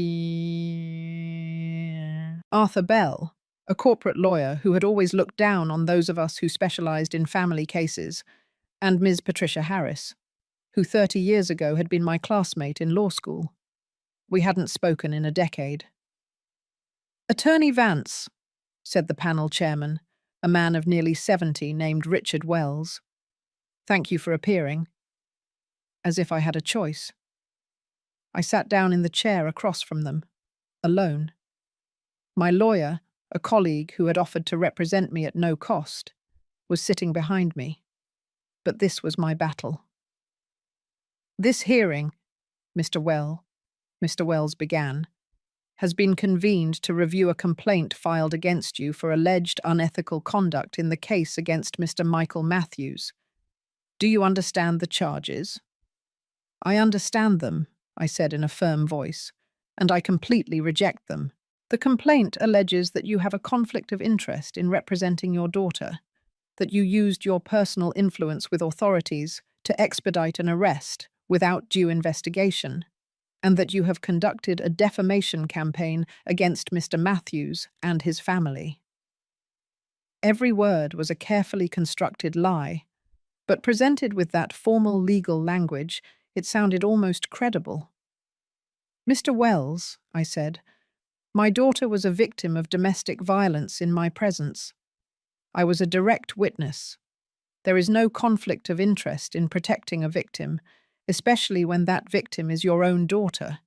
In fact, any mother who did not act under those circumstances would be the one who deserved to be questioned." "But as an attorney," Mr. Bell intervened with that condescending tone that so irritated me, "you should have known that the most appropriate course of actions was to recommend your daughter seek independent representation. Your personal involvement compromises objectivity." "Objectivity?" I repeated, feeling the rage rise. "You want to talk about objectivity when my daughter was bleeding on the floor of a dining room? When her husband had just hit her 3 times in front of me?" "Attorney Vance," Mr. Wells said in a warning tone, "maintain a professional demeanor." I took a deep breath. I contained the words I really wanted to say. "My apologies. What I am trying to explain is that I acted within my rights and responsibilities, as a citizen, as a witness, and as a mother. At no time did I violate the ethical rules of our profession." Ms. Harris spoke for the first time. "Audrey," she said, and the use of my first name took me by surprise. "I understand your position, but you must understand that this situation is complicated. Mr. Matthews comes from a respectable family. His uncle is a magistrate, his cousin is a prosecutor. There are considerations." "Considerations?" I interrupted her. "Considerations about what, Patty? About whether a rich, connected man can hit a woman without consequences?" "I'm not saying that." "Then what are you saying?" Uncomfortable silence. Mr. Bell took the floor again. "What Ms. Harris is trying to explain is that your passion for these domestic violence cases, while admirable, can sometimes cloud your judgment. You have built an entire career on being the defender of women, and now, conveniently, your own daughter becomes a case." "Conveniently?" My voice came out louder than I intended. "Are you suggesting that my daughter made up being hit so I could have another case?" "I am suggesting that the situation raises legitimate questions." "The only legitimate questions here," I said, rising from my chair, "are why we are having this hearing in the first place. Who filed the complaint? Who funded it? And what connections do they have to the Matthews family?" "Attorney Vance, sit down," Mr. Wells ordered. I did not sit down. "I have been in this profession for 32 years. I have defended 218 women. I have won 186 cases. I have helped pass 3 victim protection laws. My record speaks for itself. And now," I continued, "for the first time in my career, I face a disciplinary hearing. Not for malpractice, not for negligence, not for dishonesty, but for the unforgivable crime of protecting my own daughter from a violent man. If that is grounds for suspending my license, then suspend it. But let it be clear on the record that this panel chose to side with an abuser over a victim, with power over justice. Attorney Vance, Mr. Wells began, I am not finished. I have evidence, recordings, that prove Helen Matthews, the accused's mother, admitted to murdering her own husband 11 years ago, that she explicitly threatened my life, that she orchestrated a smear campaign against my daughter and me. All of that is being investigated by the relevant authorities, Mr. Wells said. It is not relevant to this hearing. Not relevant? I laughed without humor. It is completely relevant, because it demonstrates that this complaint is part of a pattern of intimidation and manipulation. And you, I looked at each one of them directly, are allowing yourselves to be used. I finally sat down. My heart was beating so hard I could hear it in my ears. The panel exchanged glances. There was an exchange of looks I couldn't decipher. We will take a 30-minute recess, Mr. Wells announced, to deliberate. They left the room. My lawyer immediately came over. Audrey, that was intense. I don't care. They needed to hear it. Yes, but attacking the panel directly, I didn't attack them. I told them the truth. I got up and left for the hallway. I needed air. I needed space. I took out my phone and called Adrienne. Mom, how's it going? Honestly, I don't know. I said what I had to say. Now it's a matter of waiting. Do you think they're going to... I don't know, honey. But if they do, we'll find another way. There's always another way. I love you, Mum. I love you too. I hung up and leaned against the hallway wall. I closed my eyes for a moment. When I opened them, someone was standing in front of me. It was an older man, perhaps 80 years old, with a cane and a suit that had seen better days. Attorney Vance? He asked in a trembling voice. Yes, can I help you? No, I came to help you. I looked at him more closely. There was something familiar about his face, but I couldn't place it. I'm sorry. Do we know each other? Not directly, but I knew Ray Matthews. He was my first cousin. My breathing stopped. I am Albert Matthews, he continued. I was the person who testified in the original investigation into Ray's death, the person who was later threatened into silence. Did you send the package? I asked in a low voice. He nodded slowly. I have lived with that guilt for 11 years. I knew what Helen had done to Ray. I saw him change in those last months. I saw the fear in his eyes. And when he died, I knew it wasn't an accident. Why didn't you say anything? Because I was afraid. Helen threatened me. She told me that if I kept talking, I would have the same accident as Ray. And I was a coward. I let her get away with it. His eyes filled with tears. But when I saw what she was doing to that girl, to your daughter, I couldn't stay silent anymore. I hired a private investigator. I planted listening devices in Helen's house when I went over for a family dinner. I recorded everything for 3 weeks. Why anonymously? Because I'm still afraid. Because I have grandchildren. Because the Matthews family has power. But at least now the truth is out there. At least now there's a chance for Helen to pay. I looked at this old man, shaking with his cane, who had found the courage to do the right thing after 11 years. Thank you, I said simply. Thank you for giving Ray a voice after so long. It was the least I could do. He was a good man. He didn't deserve what happened to him. Would you be willing to testify? Officially?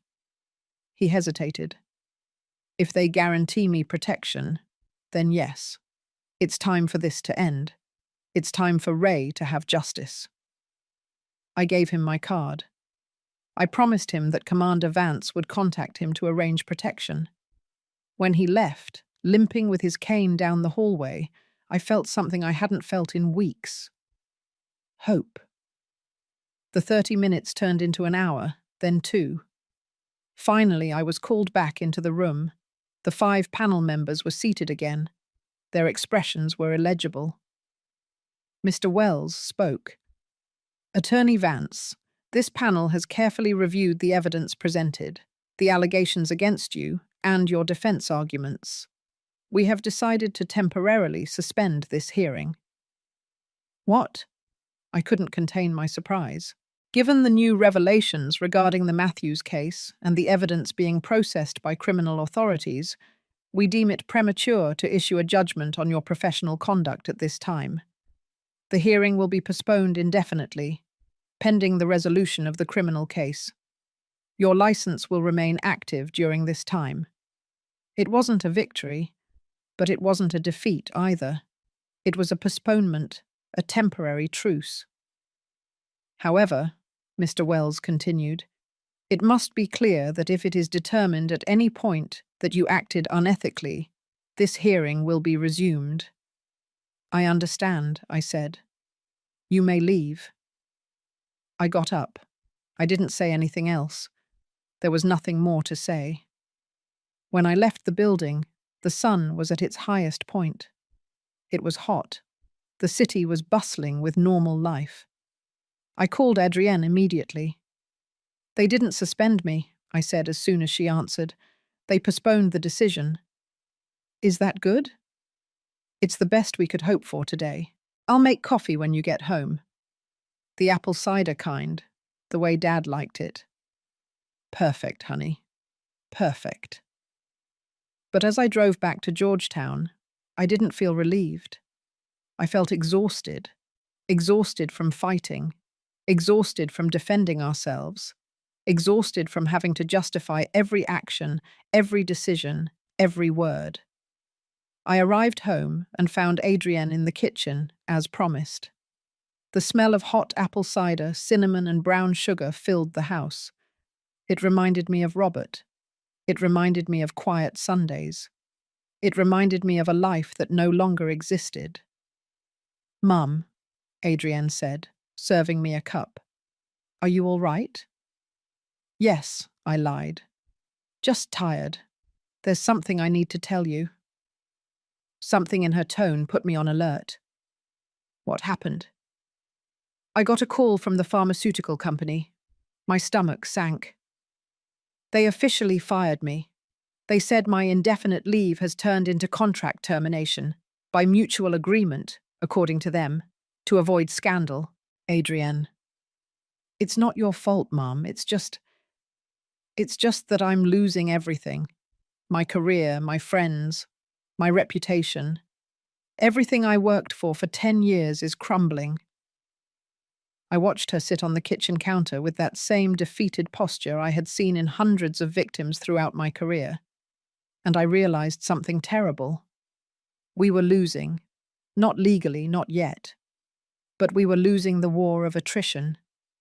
Helen and Michael didn't need to win in court. They just needed to slowly destroy us, take away everything that mattered until there was nothing left to fight for. It was a brilliant strategy in its cruelty, and it was working. That night, while Adrienne slept, I sat in Robert's study again. I don't know how much longer we can resist, I said to his photograph on the desk. We are losing everything, and I don't even know if it will be worth it in the end. Of course, there was no answer. But then my phone rang. It was Commander Vance. Attorney, I need you to come to the station. First thing tomorrow morning. It's urgent. What happened? Michael Matthews. He violated the restraining order. He was arrested 2 hours ago. My heart raced. What did he do? He went to the Beverly Hills house, the house he shared with Adrienne. Apparently, he didn't know that we had installed surveillance after the threats. The cameras caught everything. Caught what? The commander paused. They caught him destroying the house, breaking windows, trashing furniture, and writing messages on the walls. What kind of messages? Threats. Very specific threats against Adrienne and against you. I closed my eyes. Where is he now? In custody. This time he won't get out easily. Not with violation of a restraining order, destruction of property, and threats documented on video. I'll be there first thing in the morning. I hung up and stared into the darkness outside the window. Michael had lost control. He had crossed the line so obviously that not even his family could protect him this time. It was a victory. But I didn't feel victorious. I felt hollow, because I knew this wasn't over, that Helen was still out there, free, dangerous, and that as long as she existed, neither of us would truly be safe. The Beverly Hills house looked like a war zone. We arrived early in the morning, Adrienne and I, escorted by Commander Vance. The police had cordoned off the area. Neighbors peered from their windows, some taking photos with their phones. The scandal Michael so feared creating, he had finally created himself. The front door was splintered, as if it had been kicked repeatedly. When we walked in, the smell of spray paint hit me immediately. The walls were covered with words. "Liar, whore, I'm going to kill you, this isn't over," written in red spray paint, like blood. Adrienne covered her mouth, holding back a sob. The furniture was destroyed. The sofa she had chosen so carefully, slashed with something sharp. The dining room table, where that fatal dinner had taken place, overturned. The fine porcelain dishes that had been my mother's, shattered on the floor, and in the kitchen, we found the worst. The Japanese knife Robert had given Adrienne, the one that had been damaged that first time Michael hit her, was now stuck in the wooden counter. Next to it, a handwritten note, "For when you return." The implications were clear and terrifying. "Everything is documented," Commander Vance said, showing me his tablet with the security footage. He arrived at 11:30 at night. He spent 3 hours here, systematically destroying every room. In the video, you can see Michael moving as if possessed, yelling, crying, breaking things. At times, he was talking to himself, as if having a conversation with someone who wasn't there. "Is he under the influence of something?" I asked. "Toxicology analysis are pending, but his behavior suggests a psychotic episode, or just uncontrolled rage." Adrienne walked through the house as if in a trance, touching the remnants of her former life. "I bought that lamp in Santa Fe," she murmured, looking at the ceramic pieces on the floor. "On our first anniversary, I thought we would grow old together in this house." She knelt beside the fragments, touching them carefully, as if they were sacred relics of a life that no longer existed. "Adrienne," I said softly, kneeling beside her, "this is not your life. This was an illusion. Your real life is waiting for you. A life without fear, without violence, without having to measure every word." "But Mum, look at this. Look what my marriage turned into. Walls with threats, destroyed furniture. How did we get here?" "Because you married a sick man, raised by a sick woman. It's not your fault." "But I chose him. I said yes. I ignored all the signs." "Because he fooled you. Because that's what abusers do. They present themselves as Prince Charming until the trap closes." I helped her up, her knees trembling. "Do you want to take anything?" I asked. "Anything you want to keep?" She looked around. The shattered living room, the ruined dining room, the kitchen stained with hatred. "No," she finally said. "I don't want anything from here. This house is cursed with his violence, with his rage. Let it rot." It was the first time I had heard genuine clarity in her voice since all this began. But there is something I need to do, she continued. What? I need to see him. Michael? Yes, I need to look him in the eyes one last time. I need to tell him what I never could when we were together. Commander Vance listened to us. I can arrange it, he said. He's in custody. He's technically still entitled to visits from his wife. But, attorney, he looked directly at me. Are you sure this is a good idea? No, I admitted. I'm not sure, but it is Adrienne's decision. We looked at my daughter. I'm sure, she said firmly. I need to do this. For me. 2 hours later, we were in the jail's visitation room. Adrienne had changed her clothes, putting on a simple but elegant dress. She had put on light makeup. She looked beautiful, strong, nothing like the broken woman Michael expected to find. I was sitting outside, watching through the glass of a door. Commander Vance was by my side, along with 2 security guards. If he makes any threatening moves, the commander assured me, we'll go in immediately. I nodded. Michael entered the room in handcuffs. He had lost weight. He had deep dark circles under his eyes. His jail uniform was too big for him. He no longer looked like the successful, well-dressed engineer I had met 5 years ago. He looked like what he was, a man destroyed by his own violence. When he saw Adrienne, his face went through a sequence of emotions: surprise, relief, hope. Adrienne, he said, his voice breaking. You came. I knew you would come. I knew you still love me. Adrienne didn't answer immediately, just looked at him with an expression I couldn't decipher. Sit down, Michael, she finally said. He obeyed, sitting across from her with his handcuffed hands on the table. I made a mistake, he began immediately. A terrible mistake last night. I don't know what came over me. It was like something broke inside of me. But I can fix it. We can fix everything. If you just forgive me. I didn't come here to forgive you, Adrienne interrupted him. The silence that followed was absolute. What? I didn't come here to forgive you, Michael. I came to tell you the truth I should have told you 3 years ago. Adrienne, please, no. It's my turn to talk now. For the first time in our marriage, you are going to listen to me without interrupting, without yelling, without hitting. Michael closed his mouth.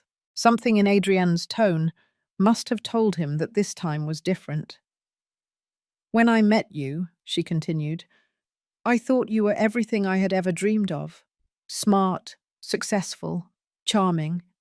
My friends envied me, my family admired you. I thought I had won the lottery. But little by little, so gradually that I barely noticed, you started changing me, molding me into something that wasn't me. You criticized my clothes, questioned my friendships, controlled my time, and I allowed it because I thought that was love. I thought your jealousy meant you cared. Adrienne, everything I did was because I loved you. No, she said firmly. What you felt wasn't love, it was possession. I wasn't your wife, I was your property, something you thought you could control, manipulate, punish when it didn't obey. Michael shook his head, tears beginning to fall. No, it's not like that. I love you. I have always loved you. Did you love me when you hit me for spilling a drop of water? Did you love me when you locked me in our room because I came home late from work? Did you love me when you destroyed the house we bought together and wrote death threats on the walls? Every question was a stab. Michael flinched with each one. Your mother taught you that this is how you love, Adrienne continued, because that's how she loved your father, with control, with violence, with the belief that she had rights over his life. Don't bring my mother into this. Your mother murdered your father, Michael. She killed him and made you believe it was an accident. She raised you with that lie. She taught you that violence was normal, that control was affection, that victims were guilty. That's a lie, Michael screamed, rising from his chair. The guards tensed, ready to intervene. Sit down, Adrienne ordered with supernatural calm, and to my surprise, Michael obeyed. We have recordings, Adrienne said, of your mother admitting what she did, threatening to do the same thing to me, with you right there, listening, supporting her. She wasn't serious. Yes, she was serious. And deep down you know it. You have always known it. That's why you never questioned the accident story. That's why you never really investigated how your father died.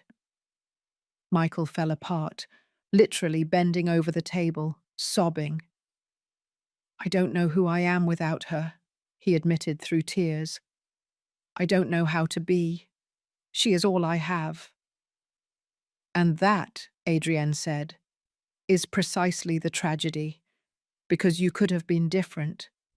You could have chosen to be the man you pretended to be when we met, but you chose to be like her. What am I going to do? Michael asked, his voice that of a lost child. What's going to become of me? I don't know. And honestly, Michael, it's not my problem anymore. Adrienne stood up. I came here for one reason, to tell you that I am no longer afraid of you, that I no longer blame myself for what you did to me, that I understand that you were both a victim and a perpetrator. But that does not excuse what you did. I came to tell you that I am starting divorce proceedings, that I am going to get my house back, my money, my life, and that never, ever again will you have power over me. Adrienne, please don't go. Goodbye, Michael. I hope that someday, in some prison cell, you find the real therapy you need. Not for me, but for you, and for any woman who has the misfortune of crossing your path in the future. She turned and walked toward the door. Adrienne, Michael screamed. Adrienne, I love you. I will always love you. She stopped at the door without turning around. Love doesn't hurt, Michael. What you felt was never love. And she left. When the door closed behind her, I saw her transform. The shoulders she had kept tense throughout the conversation finally relaxed. The tears she had been holding back finally fell. But they were not tears of sadness. They were tears of liberation. I hugged her in the hallway, while Michael continued screaming her name from the visitation room. Is it over? I whispered. Is it done? Yes, she replied. It's done. That night, back at the Georgetown house, Adrienne walked into Robert's study, the same one where I had spent so many nights seeking his silent counsel. I found her there, looking at his photograph on the desk. Do you know what the strangest thing is? She said without looking at me. During all these months, I thought Dad would be disappointed in me, for marrying Michael, for not seeing the signs, for needing to be rescued. Your father would never have been disappointed in you. I know it now, because Dad taught me what real love was. He showed me what a marriage should be like. Mutual respect, unconditional support, constant kindness. That's why I knew something was wrong with Michael, she continued, because Dad set the standard, and Michael never came close to meeting it. She turned to me. Thank you, Mum, for not giving up, for fighting when I couldn't, for being strong when I was broken. Always, honey, always. We hugged in that study that smelled of old books and coffee, surrounded by the memories of a man who had taught us what it meant to love correctly. The next day, we formally began the divorce proceedings. We also filed additional charges for destruction of property and threats. With the security footage, it was an open and shut case. Michael now faced multiple charges: domestic violence, violation of a restraining order, destruction of property, threats. His family's lawyers tried to negotiate, but this time there was no room for negotiation. The evidence was too clear, the crimes too obvious, but Helen remained. She was still free, awaiting trial for her role as an accomplice in the violence against Adrienne. But now, with Albert Matthews' testimony and the recordings confessing Ray's murder, the prosecutor's office was reopening that investigation too. One afternoon, a week after the confrontation with Michael, I received an unexpected call. It was Helen. "Attorney Vance," she said with that voice I had learned to hate. "We need to talk." "We have nothing to talk about." "On the contrary, we have a lot to talk about. My freedom, my son's future, and what I am willing to do to protect both." "Are you threatening me?" "No, dear. I am offering you a deal." "I don't make deals with murderers." "How dramatic. Listen, I know you have recordings. I know that traitor Albert sold me out. But I also know that those recordings are not admissible in court. They were illegally obtained. They may not be directly admissible, but they provide the basis for a full investigation. And when that investigation is finished, you will spend the rest of your life in prison. Maybe or maybe not. My family has resources, good lawyers, connections. We can prolong this for years, decades. What is your point? My point is that we are both tired. You, your daughter, me, my son. We have all lost something in this war. Wouldn't it be better for everyone if we just ended this? How? You withdraw the charges against Michael. You convince Adrienne to accept an amicable divorce without compensation. And I will make sure the investigation into Ray stalls. Everyone moves on with their lives. Are you crazy? Do you think I'm going to let your son escape without consequences? Not without consequences. With reduced consequences. 1 year in prison instead of 6. Mandatory therapy. Permanent restraining order. Something that allows him to rebuild his life eventually. He hit my daughter. He threatened her life. He destroyed her property. And you have destroyed her life, her reputation, her career. Isn't that enough? For a moment, just one moment, I considered the proposal. Not because I thought it was fair, but because I was tired, so profoundly tired of fighting. But then I remembered Adrienne's words in the visitation room. Love doesn't hurt. And I knew my answer. No, I said firmly. There is no deal. You and Michael are going to face full justice. No shortcuts, no negotiations, no family protection. That is a mistake, attorney. No. Accepting your offer would be the mistake, because it would send the message that money and connections can buy impunity. And I have dedicated my life to proving the opposite. You will regret this. I doubt it. But Helen, there is something I want you to know. What? Ray is going to have justice.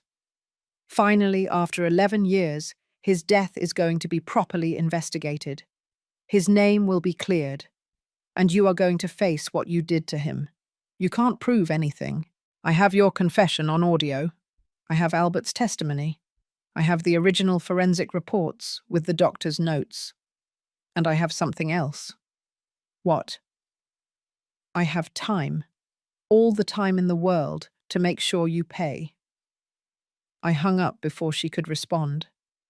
That night, sitting in the garden of the house, looking at the stars, I felt something I hadn't felt in months. Peace. Not because everything was resolved. The trial was still pending. There were still battles to be fought. But because finally, we had taken control of the narrative. We were no longer victims fleeing danger. We were warriors choosing our battlefield. And in that choice, in that silent shift from fear to action, we found our true strength. Adrienne came out to the garden and sat next to me. What are you thinking about? She asked. Your father. About how proud he would be of you. Of me? Why? Because you confronted your abuser. You told him the truth. You freed yourself. That requires a courage that most people never find. I learned it from you. No, you had it inside you all along. I just helped you remember it. We stayed there, mother and daughter, under the night sky of New York City. We had lost a lot in this war. Friends, reputations, time, innocence. But we had gained something more valuable. We had gained our dignity. And that, we decided that night, was enough. The trial of Michael lasted 3 weeks. I was present every day. Adrienne, too. At first with fear, but firmer every day. The defense tried everything.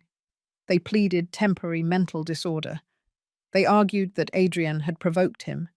They presented witnesses who said my daughter was manipulative. But the evidence was irrefutable. The security footage, the medical reports, the photographs of the destroyed house, and my testimony as a direct witness to that dinner. The jury deliberated 2 hours. Guilty on all counts. 5 years in prison. Permanent restraining order. Mandatory psychological therapy. When the verdict was read, Michael did not cry. He just looked at Adrienne with an empty expression, as if he finally understood that he had lost forever. Helen, sitting in the gallery, did cry. But they were not tears of remorse. They were tears of impotent rage. Her trial came 2 months later. The reopening of the investigation into Ray Matthews' death had revealed more than we expected.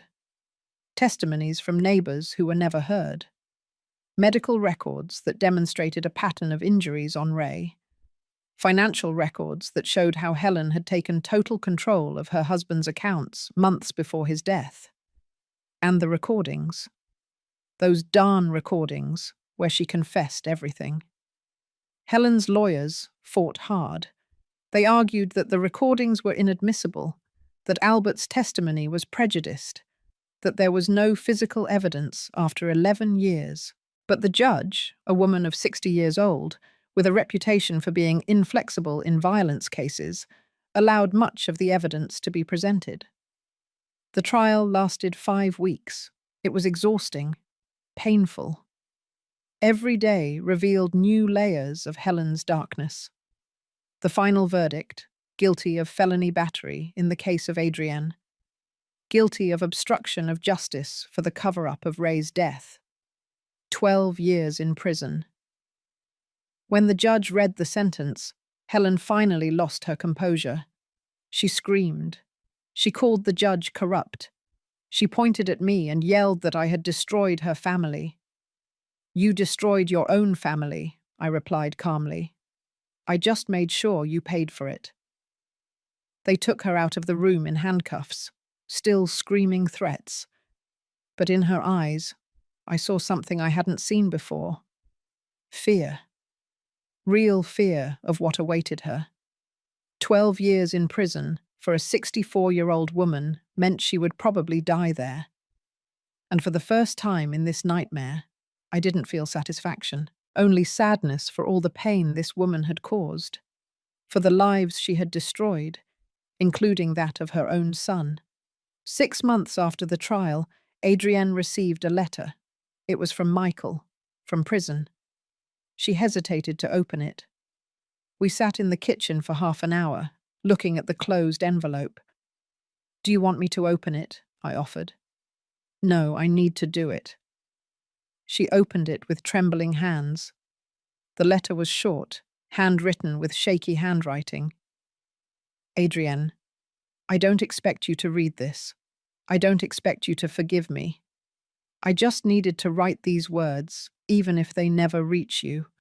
I am in therapy, real therapy, this time.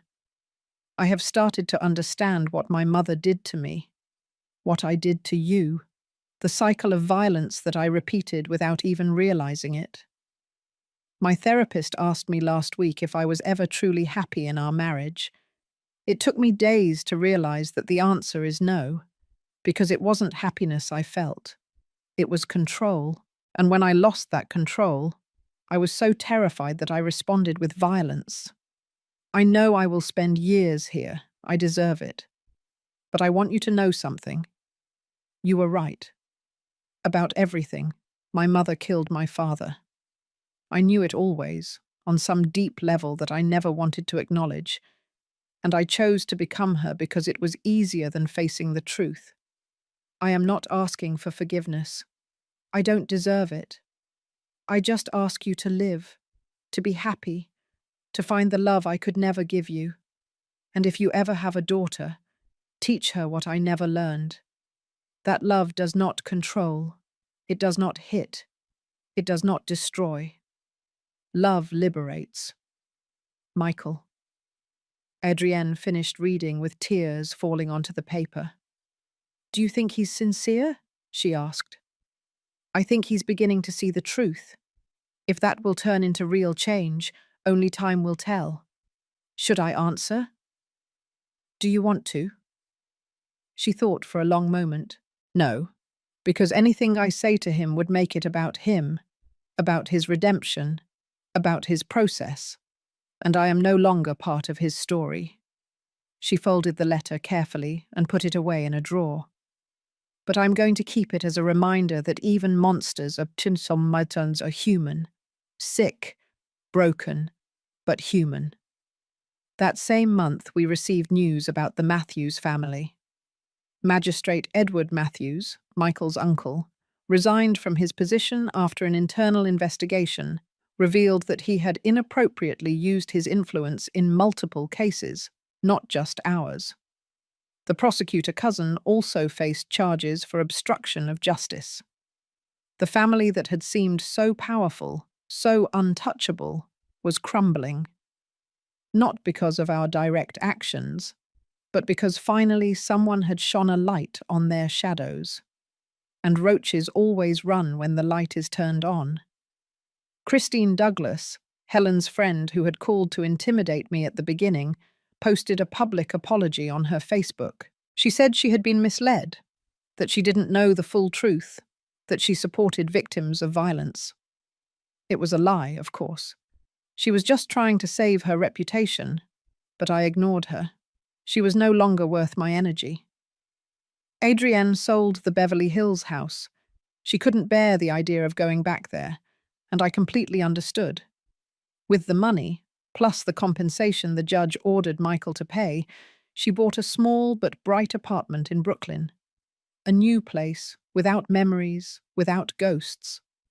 I helped her decorate it. New furniture, bright colors, plants in every window. It's mine, she said the day she moved in. Completely mine. No one can destroy it. No one can take it away from me. Exactly. But the true karmic justice came unexpectedly. 1 year after Helen went to prison, I received a call from the warden. Helen had suffered a stroke. She survived, but was partially paralyzed. She needed constant assistance for the most basic activities.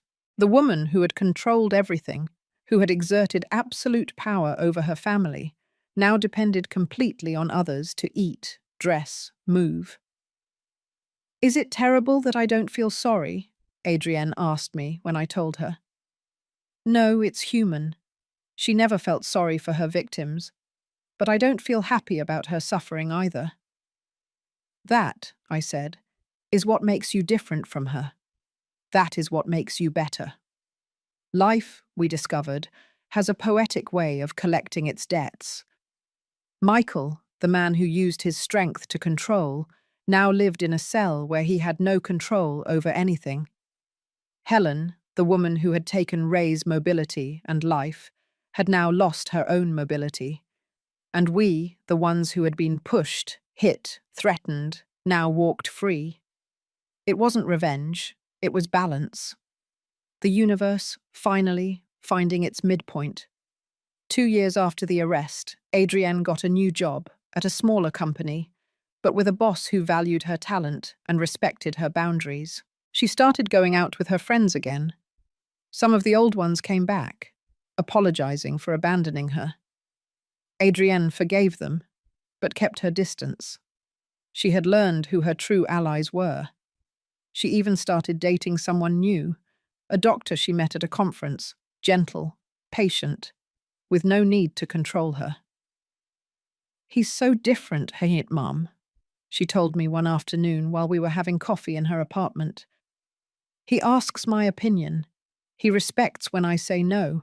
He encourages me to spend time with my friends. It's so strange that it's normal. That's how it should always be. I know it now, thanks to you, and thanks to Dad, for showing me what real love looks like." As for me, my license was never suspended. The disciplinary hearing was officially closed without action. My firm survived the IRS audit without problems. And more importantly, I received calls from 5 different women saying that my case with Adrienne had given them the courage to report their own abusers. "I saw how you fought for your daughter," one of them told me. "And I thought, if a successful lawyer wasn't ashamed to admit her daughter was a victim, then I shouldn't be either." That was my true payment. Not money, not public recognition, but knowing that our nightmare had illuminated the path for others. One afternoon, 3 years after that fatal dinner, Adrienne and I visited Robert's grave. We brought fresh flowers, cleaned the headstone, and sat on the grass next to it. "Hi, Dad," Adrienne said. "I'm sorry I haven't visited in a while. I've been busy rebuilding my life. I want you to know that I'm fine. Finally, really fine. I have a job I love. I have true friends, and I met someone. Someone who treats me like you treated Mum, with respect, with kindness. And Mum," she continued, "Mum was exactly who you always said she was. A warrior, my hero." I silently wiped away tears. "We miss you," Adrienne said. "We miss you every day, but I think you would be proud of us, of how we survived, of how we fought." The wind blew softly, rustling the leaves of the nearby trees. And for a moment, just a moment, I could have sworn I heard Robert's laugh. His laugh that said, "Of course I'm proud. I always have been." We left the cemetery hand in hand, mother and daughter, walking toward the future. A future without fear, without violence, without having to look over our shoulders. Justice had been served. Not perfect, because human justice never is, but enough. And karma, that cosmic balance that we work so hard to believe in, had done its part. Those who caused pain now lived in pain, and those who suffered now walked free. That's how the universe works. We discovered, slow, imperfect, but inevitable. The truth always finds its way, and justice, though late, always arrives. Today marks 5 years since that dinner. 5 years since my blood ran cold upon hearing applause celebrating violence against my daughter. 5 years since I dialed that number and changed the course of our lives forever. I am sitting in my garden, the same one where Robert cultivated his herbs. The rosemary was finally pruned. The thyme is under control. The plants he loved now grow ordered, healthy, revived, like us. Adrienne comes to visit me every Sunday, no longer for barbecue ribs, although sometimes I prepare them in Robert's honor. She comes simply because she wants to, because our relationship is no longer marked by trauma, but by the love that was always there. Today she brought someone with her. "Mum," she says with a smile that lights up the entire garden, "I'd like you to meet Daniel, the doctor she met 2 years ago. The gentle man who treats her the way she always deserved to be treated. I watch him carefully as he greets me, the way he looks at Adrienne, the way he waits for her to speak first, the way he maintains a respectful distance until she invites him closer. I see respect. I see patience. I see real love." "It's a pleasure to meet you, Mrs. Vance," he says with genuine sincerity. Adrienne has told me so much about you, about everything you did for her. I only did what any mother would do. No, Adrienne says, taking my hand. Not any mother. Many mothers look the other way. Many mothers choose to believe the lies because the truth is too painful. But not you. You never looked the other way. We have lunch together in the garden. Light conversation, genuine laughter. Daniel tells stories from his work at the hospital. Adrienne talks about her new project at the pharmaceutical company, one that could help make medicines more accessible in rural communities. I'm returning to my purpose, she tells me, to doing science that matters, that helps. Your father would be so proud. I know. I feel like he's watching me, that they are both watching us. After lunch, Daniel kindly offers to wash the dishes. Adrienne and I stay in the garden, alone for a moment. Is it serious? I ask. Yes, she replies with a shy smile. Very serious. Mum, he asked me to marry him. My heart leaps, not with fear this time, but with hope. And what did you say? I said I needed time, not because I have doubts about him, but because I need to make sure I'm ready, that I've healed enough. That, I say, is exactly the right answer.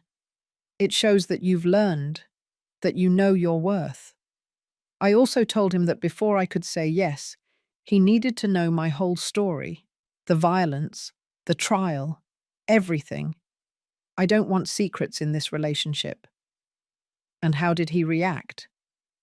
He hugged me, told me that nothing in my past changes how he feels about me, that he admires my strength, that he would be honored to spend his life showing me how a woman should be treated. My eyes fill with tears. Then you have my blessing when you're ready. Thank you, Mom, for everything, for never giving up on me, for showing me I deserved something better, for saving my life. You saved your own life, honey. I just gave you the tools. We are silent for a moment, listening to the wind in the trees, the chirping of birds, the ordinary life we almost lost. Do you know what I've been thinking lately? Adrienne says. What? About all the women who weren't as lucky as I was, the ones who don't have a lawyer mother, the ones who don't have resources, the ones who are trapped with no visible way out. I think about them all the time. I've been considering something. I want to use my story, publicly, to help others. I look at her, surprised. Are you sure? That means exposing yourself, reliving the trauma. I know. But Mum, if my story can help a single woman recognize the signs, have the courage to report, know that there is life after abuse, then it's worth it. My daughter, my beautiful, brave daughter. Then we will do it together. I will support you every step of the way. Daniel comes out of the kitchen, drying his hands. Am I interrupting something important? No, Adrienne says, standing up. We were just finishing. Ready to go? Whenever you are ready. They say goodbye. I watch them walk away, hand in hand, toward his car. And for the first time in 5 years, I feel complete peace because my daughter not only survived, she flourished. That night, alone at home, I open my laptop. I have been writing these memoirs for months. The complete story, every detail, not for me, but for the others. For the women sitting at family dinners, feeling that something is wrong, but unable to name it. For the ones who receive the first blow and wonder if they are overreacting. For the ones who love their abusers and hate themselves for it. For the mothers who suspect but are afraid to ask. I write the last line. If my story helps a single woman open her eyes, it will have been worth it. Every tear, every battle, every sleepless night. Because in the end, It is not about revenge, it is about justice. And justice begins when someone, somewhere says, no more. I said no more that night in that dining room. When will you say it? I close the laptop. Tomorrow I will send it to be published. Tomorrow another battle will begin, this time to change hearts and minds. But tonight, I allow myself to simply be a 62-year-old woman. Mother, lawyer, widow, survivor. I pour myself a cup of hot apple cider, the last one Robert taught me to make, and I toast silently to my husband, who taught me what true love was, to my daughter, who found her strength in the darkness, to all the women who came before us, paving paths, and to all those who will come after, walking the paths we helped create. Violence did not win. Fear did not win. Corrupt power did not win. We won. Two women who refused to be silenced, who refused to be destroyed, who refused to accept that violence was their destiny. And in that refusal, in that resistance, we found something more precious than any legal victory. We found our voice, our dignity, our freedom. If you are listening to this and recognize your story in mine, I want you to know something. You are not alone. You are not crazy. It is not your fault. And yes, there is a way out. Maybe you can't see it now. Maybe you feel trapped. Maybe you love the person who hurts you and that confuses you. All of that is normal. But listen closely to me. You deserve love that doesn't hurt. You deserve respect that is unconditional. You deserve to live without fear. And when you are ready, when you finally say, no more, there will be people there to help you. Lawyers, counselors, shelters, families, friends. You may lose things along the way. I lost friendships, reputation, years of peace. But I gained something more important. I gained my daughter back, and she gained her life. So thank you for listening to me until the end. Thank you for allowing me to share this story that I kept for too long. If this story touched your heart, subscribe and activate the little bell to hear more stories of women who transformed their pain into wisdom. Every day, a woman, a life lesson. Share this story with someone you love. Sometimes a story like this can change an entire day. It can change an entire life. God bless you. And remember, true love never hurts. Never. Until next time, sincerely, Audrey Vance, a mother who saved her daughter and a daughter who saved her own life.